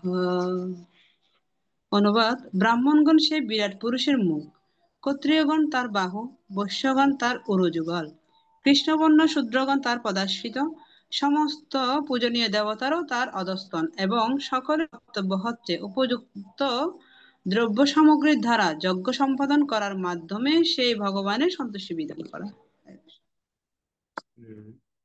তো এখানে আমরা দেখতে পাচ্ছি যে এই শ্লোকটা আমি গত ক্লাস আপনাদেরকে শুনিয়েছিলাম পুরুষ সূক্ত থেকে, যে ব্রাহ্মণস্যম মুখম আসিত বাহু রাজন্যকৃত, মানে ভগবানের সেই বিরাট পুরুষের মুখ হচ্ছে ব্রাহ্মণগণ, ব্রাহ্মণগণ হচ্ছেন সেই বিরাট পুরুষের মুখ, ক্ষত্রিয়গণ হচ্ছে বাহু, আর পরবর্তীতে বৈশ্যগণ হচ্ছে উদর বা উরুযুগল বলা হয়, শূদ্রগণ হচ্ছে চরণ। এভাবেই ভগবানের বিরাট স্বরূপের বর্ণনাটা করা হচ্ছে। এবং সমস্ত কর্তব্য কর্ম, যত প্রকার কর্তব্য কর্ম ভগবানের আছে সেগুলো হচ্ছে এই যে দ্রব্য সামগ্রীর দ্বারা যে যজ্ঞ সম্পাদন করা, ভগবানের সন্তুষ্টি বিধান করা হয়, সেই হচ্ছে কর্তব্য কর্ম ওনার সমস্ত যজ্ঞ। তো এই প্রসঙ্গটার মাধ্যমে এটা বোঝাচ্ছেন যে এমনকি সমস্ত বর্ণগুলো, এগুলো ভগবানের বাইরে নয়। ঠিক আছে, যে এখানে আহ সেই পরীক্ষিত মহারাজকে সুখদেব গোস্বামী বা সেটাই বলছেন যে মহারাজ, সমস্ত গুণগুলো, এই সমস্ত গুণ বা সমস্ত বর্ণ আসলে ভগবানের সেবায় নিয়োগ করা উচিত। আমাদের মধ্যে যে গুণগুলো আছে, যেমন পূর্ববর্তী শ্লোকে আমরা দেখেছি যে আহ গন্ধর্ব কিন্নর ওনাদের ওনাদের এই যে গুণগুলো ওনারা প্রাপ্ত হয়েছেন, সেই সমস্ত গুণগুলোকে ভগবানের সেবায় লাগাচ্ছে। যেমন ব্রাহ্মণ, তিনি বিদ্যা অর্জন, বিদ্যাদান, উম, যজন যাজন পঠন পাঠন অধ্যয়ন অধ্যাপনা, সেটা ভগবানকে কেন্দ্র করে তিনি নিয়োগ করছেন সেখানে। ক্ষত্রিয় তার শক্তি প্রয়োগ করছেন ভগবানের সেবাতে। বৈশ্য তার বুদ্ধি, তার ব্যবসা, সেটাকেও নিয়োগ করছে ভগবানের সেবাতে। শূদ্র তার সেবাবৃত্তি ভগবানের জন্য দিচ্ছে। এই হচ্ছে এইভাবে আমরা বিচার করতে পারি যে এই সমস্ত গুণ বা এই সমস্ত কোয়ালিটি গুলো কিন্তু আমরা ভগবান কাছ থেকে প্রাপ্ত হচ্ছে, কোনোটা কিন্তু খারাপ নয়। সবগুলোকে ভগবানের কেন্দ্রে লাগানো, সমস্ত গুণগুলো, কেউ একটা ভালো গুণ পেয়েছি, কেউ ভালো রান্না করতে পারি, বা কেউ ভালো গাইতে পারি, কেউ ভালো বাজাতে পারি, কেউ ভালো বলতে পারি, এই সমস্ত গুণগুলোকে ভগবানের সেবায় লাগানোর জন্য এখানে পরীক্ষিত মহারাজকে সুখদেব গোস্বামী এই কথাগুলো বলছে, এই ধারণাগুলো দিচ্ছে যে তোমার, আমরা যে গুণগুলো প্রাপ্ত হই এগুলো কিন্তু আমাদের থেকে নয়, সব গুণগুলো ভগবান থেকে আসে। এবং ভগবান সিলেক্ট করেন, এখানে কিন্তু সিলেক্ট করে করে দেওয়া হচ্ছে। দেখুন কে কে কোন কোন জায়গায় পারদর্শী, কে কোন কোন স্থানে থাকবেন, সব সিলেক্ট করা আছে। ভগবানও কিন্তু সিলেক্ট করে কিন্তু কি দেন, উনি কিন্তু যোগ্যতা গুলো দেন, যে আমি অমুককে সিলেক্ট করলাম, আমি তার মধ্যে এই কোয়ালিটি গুলো দেব, তখন তার মধ্যে কোয়ালিটি গুলো বিকশিত হয় আস্তে আস্তে। দেখা যায় এমন এমন ব্যক্তি দেখবেন যে কিছু কিছু ব্যক্তি দেখবেন যে মানে আসলে সে এরকম হবে এটা কেউ ভাবতেও পারে না। দেখা যায় যে হয়তো সে একদম কথাই বলে না, বা সে খুব বেশি কথা বলে, সেরকম ব্যক্তিও কিন্তু দেখা যায় হঠাৎ করে যেন পরিবর্তন হয়ে গেছে, এরকম আমরা দেখতে পাই। বা এই ব্যক্তিটাকে কোনোদিন রান্না করতে দেখিনি, কিন্তু যখন তিনি রান্না করতে গিয়েছেন খুব ভালো রান্না করছেন, হঠাৎ করে যেন এই এই কোয়ালিটিটা করতে আসলো। তাহলে এটা কিন্তু ভগবান সিলেক্ট করেন, ভগবান নির্ধারণ করেন যে আমি এর মধ্যে কোয়ালিটি গুলো দেব, তখন সেটা ভগবানের কৃপাতেই সেই কোয়ালিটি তার মধ্যে প্রবেশ করে। আমাদের গরীয়দের মতে হচ্ছে অনেক সময় আমাদের গুরু কৃপাতে, গুরুদেবের আশীর্বাদে, কৃপায় বা বৈষ্ণবদের আশীর্বাদও ভগবান কৃপা করে অযোগ্য ব্যক্তিকে অনেক যোগ্যতা দান করেন। একজন ব্যক্তি অযোগ্য, তাকে অনেক যোগ্যতা প্রদান করেন, এটা তো গুরু কৃপাতে হয়, গুরুদেবের কৃপাতে সে প্রাপ্ত, গুরুদেব বিশেষ কৃপা করেন হয়তো তাকে। তো উচিত কি সেই ব্যক্তির বা সেই ভক্তের উচিত হচ্ছে সেই যে কোয়ালিটি গুলো সে প্রাপ্ত হয়েছে সেগুলোকে ভগবানের যথাযথ সেবায় প্রয়োগ করে দেওয়া, লাগান।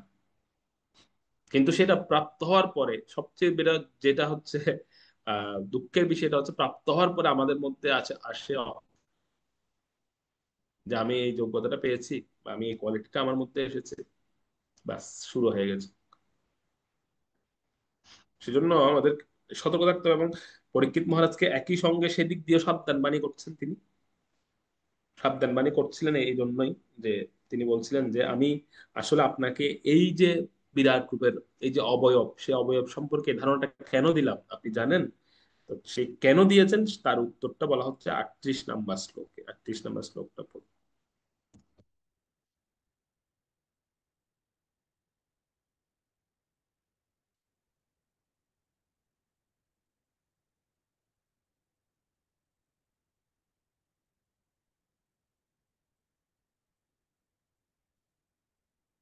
বলুন একজন। হরে কৃষ্ণ। শ্লোক নং 38।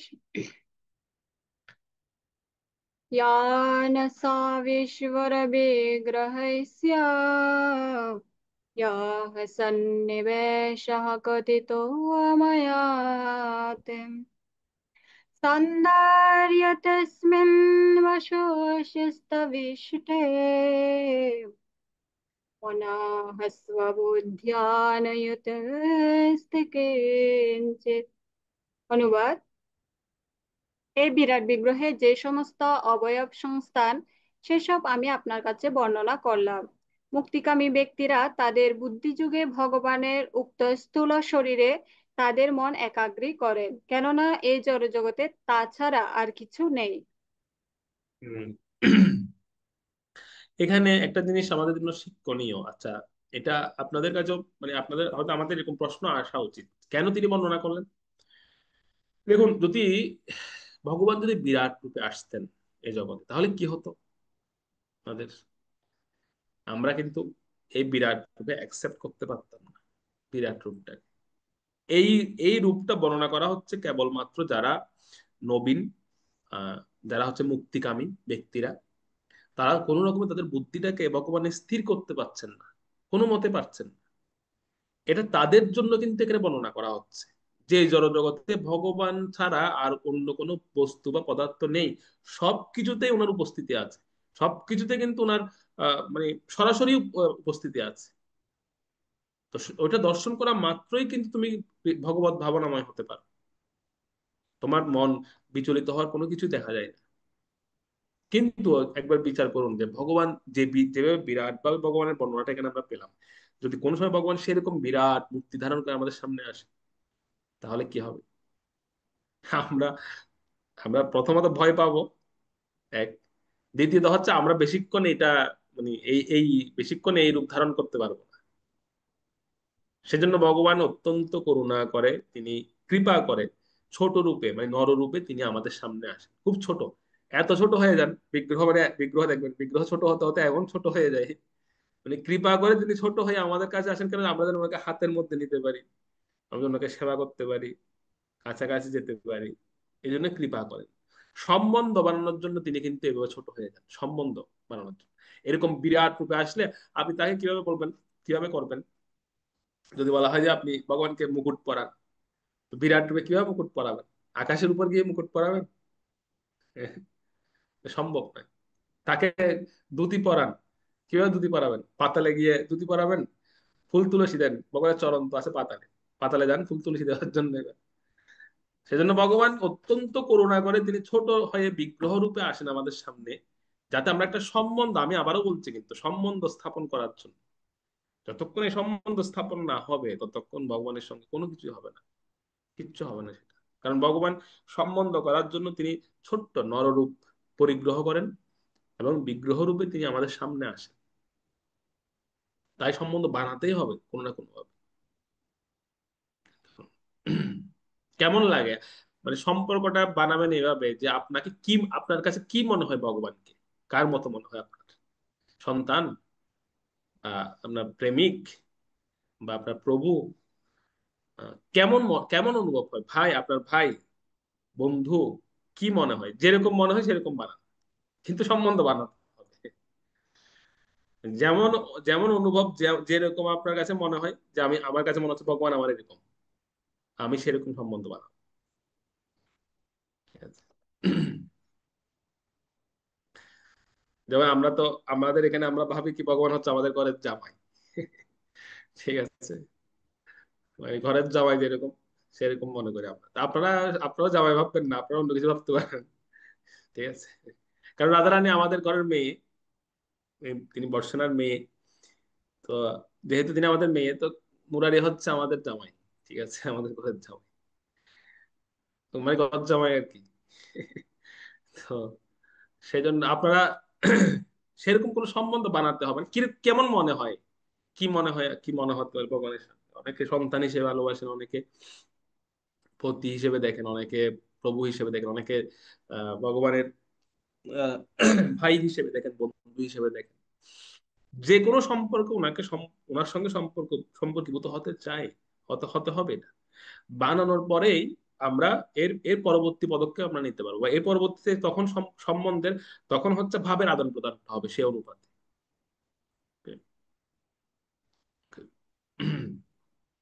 যেমন আহ আমরা বেশিরভাগ ক্ষেত্রে যে ভুলটা করি সেটা হচ্ছে আমরা এখন তো আমি বললাম যে সম্পর্ক বানান, আপনারা কিন্তু সম্পর্ক বানাবেন, ঠিক আছে। সম্পর্ক বানানোর পরে আমরা যে ভুলটা করি সেটা হচ্ছে সম্পর্কটা একটা বানিয়ে ফেললাম। মানে ধরুন ধরুন সাপোজ আমি সন্তান হিসেবে দেখলাম ভগবান, ভগবান আমার পুত্র, আমার ছেলে, আমি ভগবানের মা বা বাবা, যাই হোক। কিন্তু পরের দিন আমার সকালবেলা গিয়ে হাত জোর করে ওনার কাছে ভিক্ষা চাই, প্রভু এটা দিন, ওটা দিন, বা এটা ঠিক করে দাও, ওটা ঠিক করে দাও, এটা করে দাও, এই এই বিপদটা কাটিয়ে দাও, ওই বিপদটা কাটিয়ে দাও। মানে আজকে প্রথম দিন, আজকে আমি একদম সম্পর্ক বানালাম যে আমার সন্তান। কেউ কেউ তার সন্তানের কাছে গিয়ে কেউ কি এসব চায়? বলুন তো। কে সন্তানকে বলে যে তুমি আমাকে বিপদ থেকে উদ্ধার করে দাও, তুমি আমাকে বিপদ থেকে মুক্ত করো? সন্তানকে বরং বিপদ আসলে সন্তানকে আগলে রাখে কেউ, যে বিপদ আসছে আমার ছেলেটাকে আগলে রাখে। মা যতই বৃদ্ধ হোক বা মা বা বাবা যতই বৃদ্ধ হোক, যখন সন্তান সন্তান যতই উপযুক্ত হোক, যখন বিপদ আসে তখন দেখবেন এই বৃদ্ধ মা বা বাবা সে চাইবে তার সন্তানটাকে আগলে রাখার জন্য। সে সে পারছে না, সে অশীতিপর হয়ে গেছে, বৃদ্ধ হয়ে গেছে, সে পারছে না, তারপরে সে দেখবে সে চাইবে তার সন্তানটাকে একটু আগলে ধরে রাখার জন্য। এটাই আমরা দেখেছি বৃন্দাবনে যে সমস্ত বিগ্রহগুলো ছিল, মানে প্রধান যে তিন বিগ্রহ, শ্রী গোবিন্দ, গোপীনাথ, মদন, এই তিন বিগ্রহ যখন আক্রান্ত হয়, অনেকবার আক্রান্ত হয়েছিল এই বিগ্রহ, মন্দিরগুলো ভেঙে দিয়েছিল প্রায়, আহ, মন্দিরগুলো নষ্ট করে দেওয়া হয়েছে। তো সেই বিগ্রহগুলো যখন আক্রান্ত, তখন সেখানে যারা সেবকগণ ছিলেন তারা বাৎসল্য রসে ভগবানের সেবা করতেন, অনেকে তার মধ্যে। তো ওনারা পাচ্ছেন না, তারপরে চাইতেন বিগ্রহগুলোকে আগলে রাখার জন্য, তারপরে চাইতেন ভগবানের স্থানটাকে আগলে রাখার জন্য, পারছেন না। মানে ওনাদের অন্যদিকে দৃষ্টি, মন্দির ভেঙে দিয়েছে, মন্দির ভেঙে দিক, কিন্তু ভগবানকে আগলে রেখেছেন ওনারা, সম্বন্ধ জ্ঞান, ভগবানকে আগলে রেখেছেন, ওই ওই স্থান থেকে সরিয়ে অন্য জায়গায় নিয়ে চলে গেছেন ভগবানকে, ভগবানের বিগ্রহগুলোকে স্থানান্তর করে ফেলেছেন। তো এই যে সম্বন্ধটা কিরকম, তো সম্বন্ধটা হতে হবে এমন যে আমি আজকে সন্তান হিসেবে ওনার সঙ্গে সম্পর্ক স্থাপন করলাম, কালকে সকালবেলা গিয়ে আবার ওনার কাছ থেকে আগের মতো সবকিছু চাচ্ছি। যদি আমি ওনাকে সন্তানই বানালাম, তাহলে ওনার কাছ থেকে ভিক্ষা চাইছি কেন? মা বাবা কখনো সন্তানের কাছ থেকে এগুলো চায় না, ঠিক আছে। মা বাবা কখনো চায় না, মা বাবা যতই গরিব হোক বা যাক যেরকমই হবে হোক, ওনারা মনে করেন যে না, আমার সন্তানকে আমাকে আগলে রাখতে হবে, আমাকে তাকে সেভাবে রাখতে হবে। হ্যাঁ, যদি আপনি প্রভু হিসেবে ভগবানকে আরাধনা করেন, ভজনা করেন, তখন আপনি হয়তো ভগবানের কাছ থেকে এই জিনিসগুলো চাইতে পারেন যে আপনি তো আমার প্রভু, আপনি আমাকে সেরকম প্রোটেকশন দিন, বা আপনি আমাকে সেরকম রাখুন। এটাই সম্বন্ধের উপর ভিত্তি করে জিনিসগুলো আসে। তারপরে একজন ভক্ত, প্রভু হোক বা সে সে দাস রূপে সেবা করুক, যেভাবে কর্ম করুক, কিন্তু সে একটা সম্পর্ক যখন হয়ে যায় তখন কিন্তু আমাদের চাইতে লজ্জা লাগে। যেমন দেখবেন বন্ধুর কাছে গিয়ে কোনো কিছু চাইতে আমার সময় লজ্জা লাগে, যে সে কি মনে করবে, আমি যদি তার কাছে চাই সে কি মনে করতে পারে। এটা কেন মনে হয়? কারণ একটা সম্পর্ক স্থাপন হয়ে গেছে সেখানে। যখন সম্বন্ধ স্থাপন হয়ে যায় তখন কিন্তু চাইতে খুব কষ্ট হয়, চাইতে খুব লজ্জা লাগে। কিন্তু সম্পর্ক না হলে তখন কিন্তু মুখের উপর দিয়ে চেয়ে চেয়ে থাকে যে এটা দাও, ওটা দাও, এটা নেই, আমার এটা নেই, এটা করে দাও, ওটা ঠিক করে দাও। যেমন আমি তো প্র্যাকটিক্যালি আমারটা বলি, আমি আমি কিন্তু চাই, ঠিক আছে। আমি চাই না সেটা না, কারণ আমি আমার এখনো সেরকম সম্বন্ধ যুক্ত হয়নি ভগবানের সঙ্গে, আমি এখনো চাই। কিন্তু যখন সম্পর্কটা পাকাপোক্ত হবে বা একটা সম্পর্ক স্থাপন হবে, তখন সে আর চাইতে পারবে না, সে কেন জানি সে চাইতে গিয়ে বারবার আটকে যাবে সম্পর্কের কারণে, যে আমি কিভাবে চাইবো, সে কি মনে করবে, সে কি ভাবতে পারে। যেমন সুদামা বিপ্র, মানে স্ত্রী এতবার এতবার বলছিলেন যে তোমার বন্ধু তারকাধীশ তারকার রাজা, একবার তো চাইতে পারো তার কাছে গিয়ে, তোমার সমস্ত দারিদ্র চলে যাবে। সে যদি একটা মোহর তোমাকে দেয়, তার রাজ্যে বহুবিধ মোহর, ভগবান স্বয়ং নীলমণি ভগবানের রাজ্যে বিরাজ করছে, সামন্তক মণি ভগবানের রাজ্যে বিরাজ করছে। তো শুধু আবিপ্রের স্ত্রী বলছিলেন যে একটা অংশ যদি তোমাকে দেয়, একটা অংশ, একটা একটা একটা মণি যদি তোমাকে দেয়, রত্ন দেয়, তাহলে তোমার এই দারিদ্র থাকবেই না আর।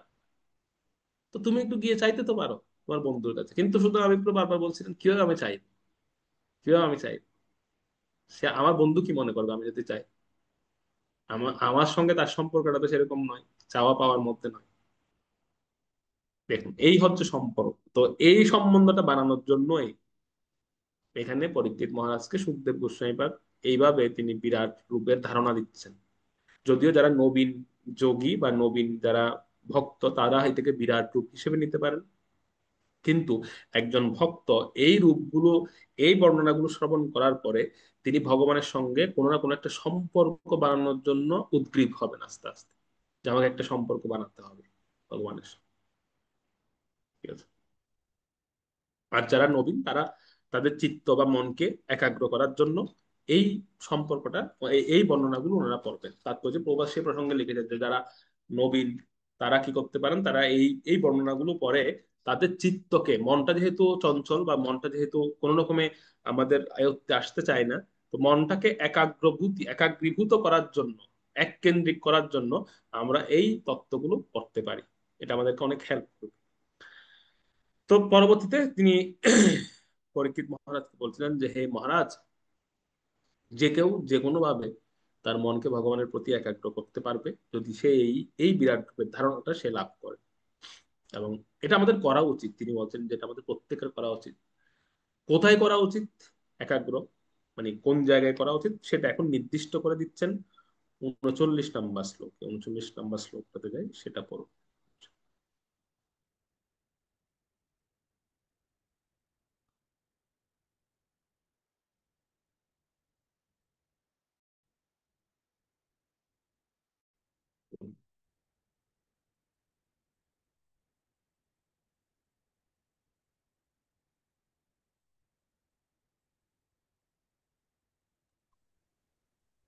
শ্রী গৌরাঙ্গ প্রভু পাঠ করুন, হরে কৃষ্ণ।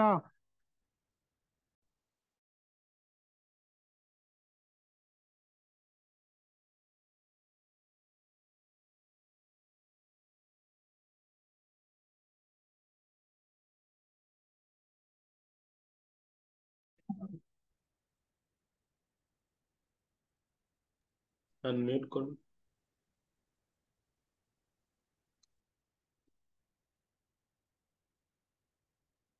হুম। এবার হরে কৃষ্ণ। দ্বিতীয় স্কন্ধ, প্রথম অধ্যায়, সমাপ্তি শ্লোক, শ্লোক নং 39। স সর্বদেবৃত্ত অনুবত সর্বে আত্মা যতা স্বপ্ন জন ঈপ্সিত একঃ তম সত্যম আনন্দ নিধিম ভজেত অন্য অত্র সজ্জেত যত আত্মপাতঃ। অনুবাদ: মানুষের কর্তব্য পরমেশ্বর ভগবানে মনকে একাগ্র করা, যিনি বিভিন্ন রূপে নিজেকে প্রকাশ করেছেন। ঠিক যেমন মানুষ স্বপ্নে হাজার হাজার রূপ সৃষ্টি করে, সেই সর্ব আনন্দময় পরম সত্যই কেবল মনকে একাগ্র করা উচিত। তা না হলে লক্ষ্যভ্রষ্ট হয়ে অধঃপতিত হতে হবে। হরে কৃষ্ণ। এই শ্লোকে আমাদেরকে একটা লক্ষ্য স্থির করার জন্য বলা হয়েছে, যাতে আমরা লক্ষ্যভ্রষ্ট না হই। ঠিক আছে। আমাদের লক্ষ্যটাকে স্থির করে দেওয়া হয়েছে এখানে। মানুষের কর্তব্য পরমেশ্বর ভগবানে মনকে একাগ্র করা, ভগবানের প্রতি আমাদের মনটাকে একাগ্র করা উচিত প্রত্যেকের। এটা এখানে লক্ষ্যবস্তুটা স্থির করে দেওয়া হয়েছে, আমাদের কি লক্ষ্য হওয়া উচিত। কারণ ভগবত ভক্তির পথ, আমরা তো খুব বলে ফেলি খুব সহজে যে ভগবত ভক্তির পথ অনেক সহজ। আসলে ভগবত ভক্তির পথ বা আধ্যাত্ম উপলব্ধির পথ বড়ই সংগ্রামপূর্ণ পথ। অনেক সংগ্রাম করতে হয়। সবচেয়ে যার সঙ্গে সবচেয়ে বেশি সংগ্রাম করতে হয় সেটি হচ্ছে মায়া। মায়ার বন্ধনটা এত শক্তিশালী যে কোনো সময় যে কোনো যোগীকে, যে কোনো ব্যক্তিকে ভ্রষ্ট করে দিতে পারে। বেশি কিছু লাগবে না, সামান্য একটা দৃশ্য যথেষ্ট আমাদেরকে ভ্রষ্ট করে দেওয়ার জন্য। সেজন্য ভগবত উপলব্ধির পথ বা ভগবত ভক্তির পথ, এটা হচ্ছে অত্যন্ত সংগ্রামপূর্ণ পথ। প্রচন্ড সংগ্রাম করতে হবে, প্রচন্ড সংগ্রাম, সংগ্রাম করার জন্য রেডি থাকতে হবে। না হলে কিন্তু সে টিকতে পারবে না, কোনোদিনও টিকতে পারবে না। যে কোনো ভাবে তাকে পতিত করবে, যে কোনো ভাবে তাকে প্রলোভনে ফেলবে। প্রথমত হচ্ছে আহ মায়ার বন্ধন তাকে শক্তি, এত শক্তিশালী যে যে কোনো যোগীকে ভ্রষ্ট করবে। আর যদি ভ্রষ্ট নাও করতে পারে, প্রলোভন দেখাবে তাকে, বিভিন্ন কিছু, বিভিন্ন কিছু প্রলোভন আসবে তার সামনে, অনেক কিছু প্রলোভন আসবে তার। এই সমস্ত জড় সৃষ্টি কি আসলে, তার একটি সুন্দর উপমা এখানে তাৎপর্যে প্রভুপাদ দিয়েছেন, তাৎপর্য এবং অনুবাদের সঙ্গে। সেটা যদি আমরা একটু উপলব্ধি করি, তাহলে কিন্তু আমাদের আর এই ভয়টা থাকবে না। সেখান থেকে আমরা একটু মুক্ত, মানে আমরা পরিত্রাণ পেতে পারি। সেই উপলব্ধিটা হচ্ছে তাৎপর্য। একটু দেখবেন তাৎপর্য লেখা আছে যে এই শ্লোকে স্বপ্ন দর্শনকারী সেই, সেখান থেকে একজন একজন।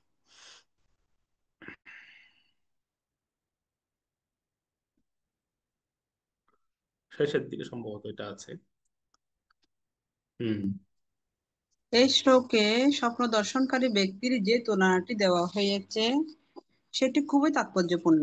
মানুষ স্বপ্নে বহু কিছু সৃষ্টি করে এবং সেই স্বপ্নে সে নিজেও জড়িয়ে পড়ে এবং স্বপ্নের পরিণামের দ্বারা প্রভাবিত হয়।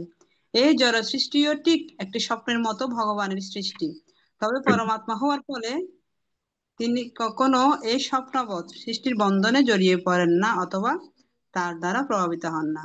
তিনি সর্বদাই চিন্মাস্তর অধিষ্ঠিত, কিন্তু প্রকৃতপক্ষে তিনি সবকিছু এবং কোনো কিছুই তার থেকে পৃথক নয়। তাই তার বিভিন্ন অংশ হওয়ার ফলে একাগ্র চিত্তে তারই কেবল ধ্যান করা উচিত। তা না হলে জড়সৃষ্টি শক্তির দ্বারা একে একে অবশ্যই পরাভূত হবে। সে কথা শ্রীমদ্ ভগবদ গীতায় নবম অধ্যায় 7 নং শ্লোকে প্রতিপন্ন হয়েছে। হুম, বলুন। সর্বভূতানি কৌন্তেয় প্রকৃতিং ইয়ান্তি মামিকাম কল্পক্ষয়ে পুনস্তানি কল্পাদ বিসৃজাম্যহম। হে কুন্তিপুত্র, কল্পান্তে প্রত্যেক ভৌতিক বস্তু আমার প্রকৃতিতে প্রবেশ করে এবং পরবর্তী কল্পের শুরুতে আমার শক্তির দ্বারা আমি পুনরায় সৃষ্টি করি। মনুষ্য জীবন হচ্ছে এই সৃষ্টি এবং প্রলয়ের আবর্ত থেকে নিষ্ক্রান্ত হওয়ার একটি অবসর। এটি এমনই একটি মাধ্যম যার দ্বারা মানুষ ভগবানের বহিরঙ্গ শক্তি থেকে মুক্ত হয়ে তার অন্তরঙ্গ শক্তিতে প্রবেশ করতে পারে। হরে কৃষ্ণ। ইতি ভাগবত নামক শ্রীমদ্ ভাগবতের দ্বিতীয় স্কন্ধে প্রথম পরিচ্ছেদে সমাপ্ত। এখানে একটা বিষয় আমরা উপলব্ধি করতে পারি, এখানে প্রভুপাদ বলে দিয়েছেন যে এই জড়জগৎটা কিন্তু মিথ্যা নয়। অনেকে মায়াবাদীরা বলে ব্রহ্ম সত্য, জগৎ মিথ্যা, কিন্তু এটা মিথ্যা নয়। আবার এটা বাস্তবও নয়, এটা হচ্ছে একটা স্বপ্নের মতো। ঠিক আছে, কিছু সময়ের জন্য এটা বাস্তব বলে মনে হয় আমাদের। তো এর সঙ্গে যখন এই এই মায়া যখন যুক্ত হয়, এই জড়জগতের মধ্যে যখন আমরা পতিত হই, মায়া এত শক্তিশালী যে আমাদেরকে এই স্বপ্নটাকে বাস্তব বলে মনে করায়। এই যে স্বপ্ন, এই জড়জগতে যে আমরা যা কিছু করছি সবগুলো স্বপ্ন, কিন্তু মানে অলিক। কিছু সময় পরে গিয়ে তার কোনো অস্তিত্বই থাকবে না আর। যখন আহ নিদ্রা ভঙ্গ হয়, আমরা ঘুম থেকে উঠি, তখন কিন্তু আর স্বপ্নের অস্তিত্ব থাকে না।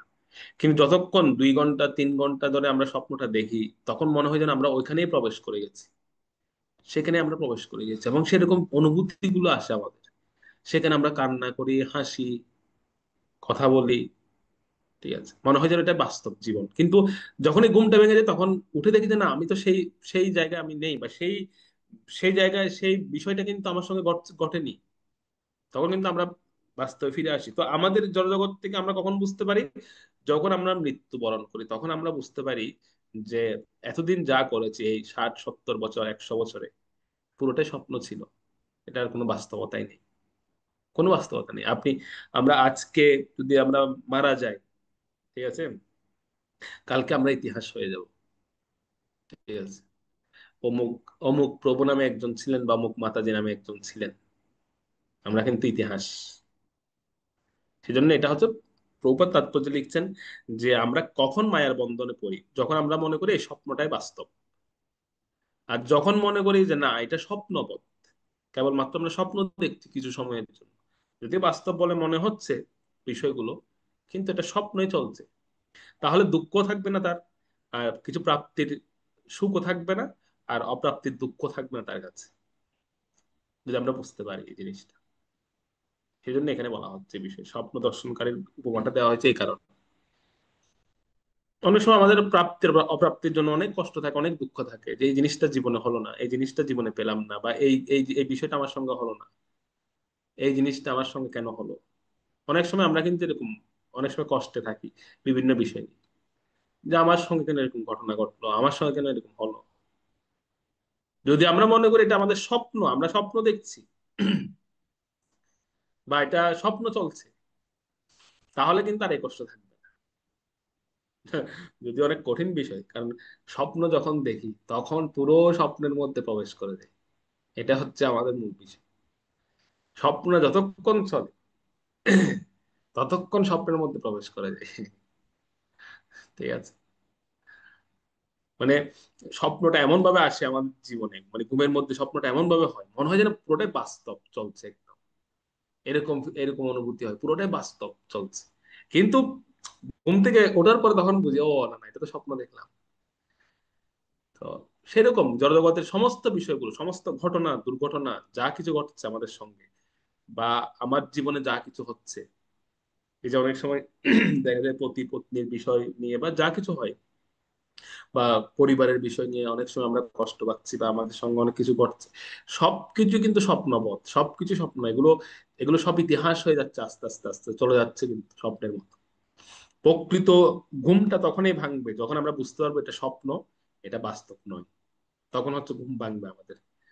তো আর যদি এটা না ভাঙে, ওই যে প্রলোভনের মধ্যে পড়তে থাকবো দিন দিন, এই স্বপ্নটা আরো দীর্ঘমেয়াদী হতে থাকবে। অনেক সময় দেখবেন স্বপ্নে অর্ধ অর্ধ স্বপ্নে যখন ঘুম ভেঙে যায়, তখন আমরা আবার ঘুমাই, যে স্বপ্নটা আরেকটু করে দেখি তো, আরেকটু করে দেখি তো, এরকম চেষ্টা করি যে আরেকবার একটু দেখতে পেলে ভালো লাগতো।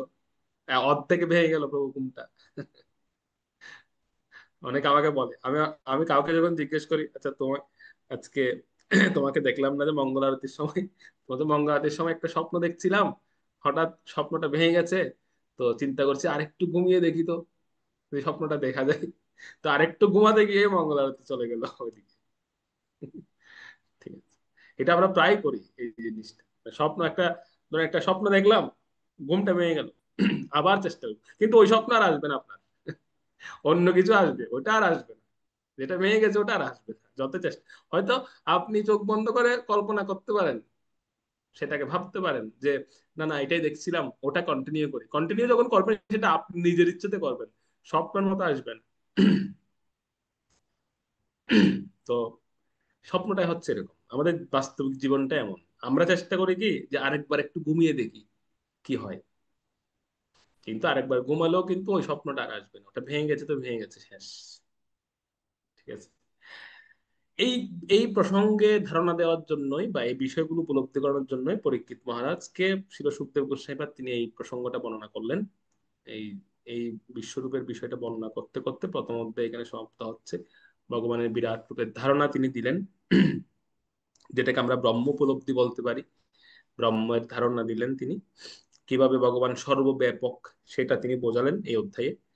এর পরবর্তী অধ্যায়, দ্বিতীয় অধ্যায়ে তিনি পরমাত্মা, হৃদ অভ্যন্তরস্থ ভগবান, আমাদের যে হৃদয় অভ্যন্তরস্থ ভগবান, এতক্ষণ বর্ণনা দিলেন বাইরের ভগবান সম্পর্কে, এখন তিনি বর্ণনা করবেন হৃদয় অভ্যন্তরস্থ ভগবান কিভাবে অবস্থান করছেন আমাদের প্রত্যেকের ভেতরে পরমাত্মা রূপে, সে বর্ণনা করা হবে দ্বিতীয় অধ্যায় থেকে। দ্বিতীয় অধ্যায় থেকে আমরা পরবর্তী 8টি শ্লোক পরে আসবেন। Okay? হরে কৃষ্ণ হরে কৃষ্ণ, কৃষ্ণ কৃষ্ণ হরে হরে, হরে রাম রাম রাম হরে হরে। গ্রন্থরাজ শ্রীমদ্ ভাগবত মহাপুরাণ কি জয়।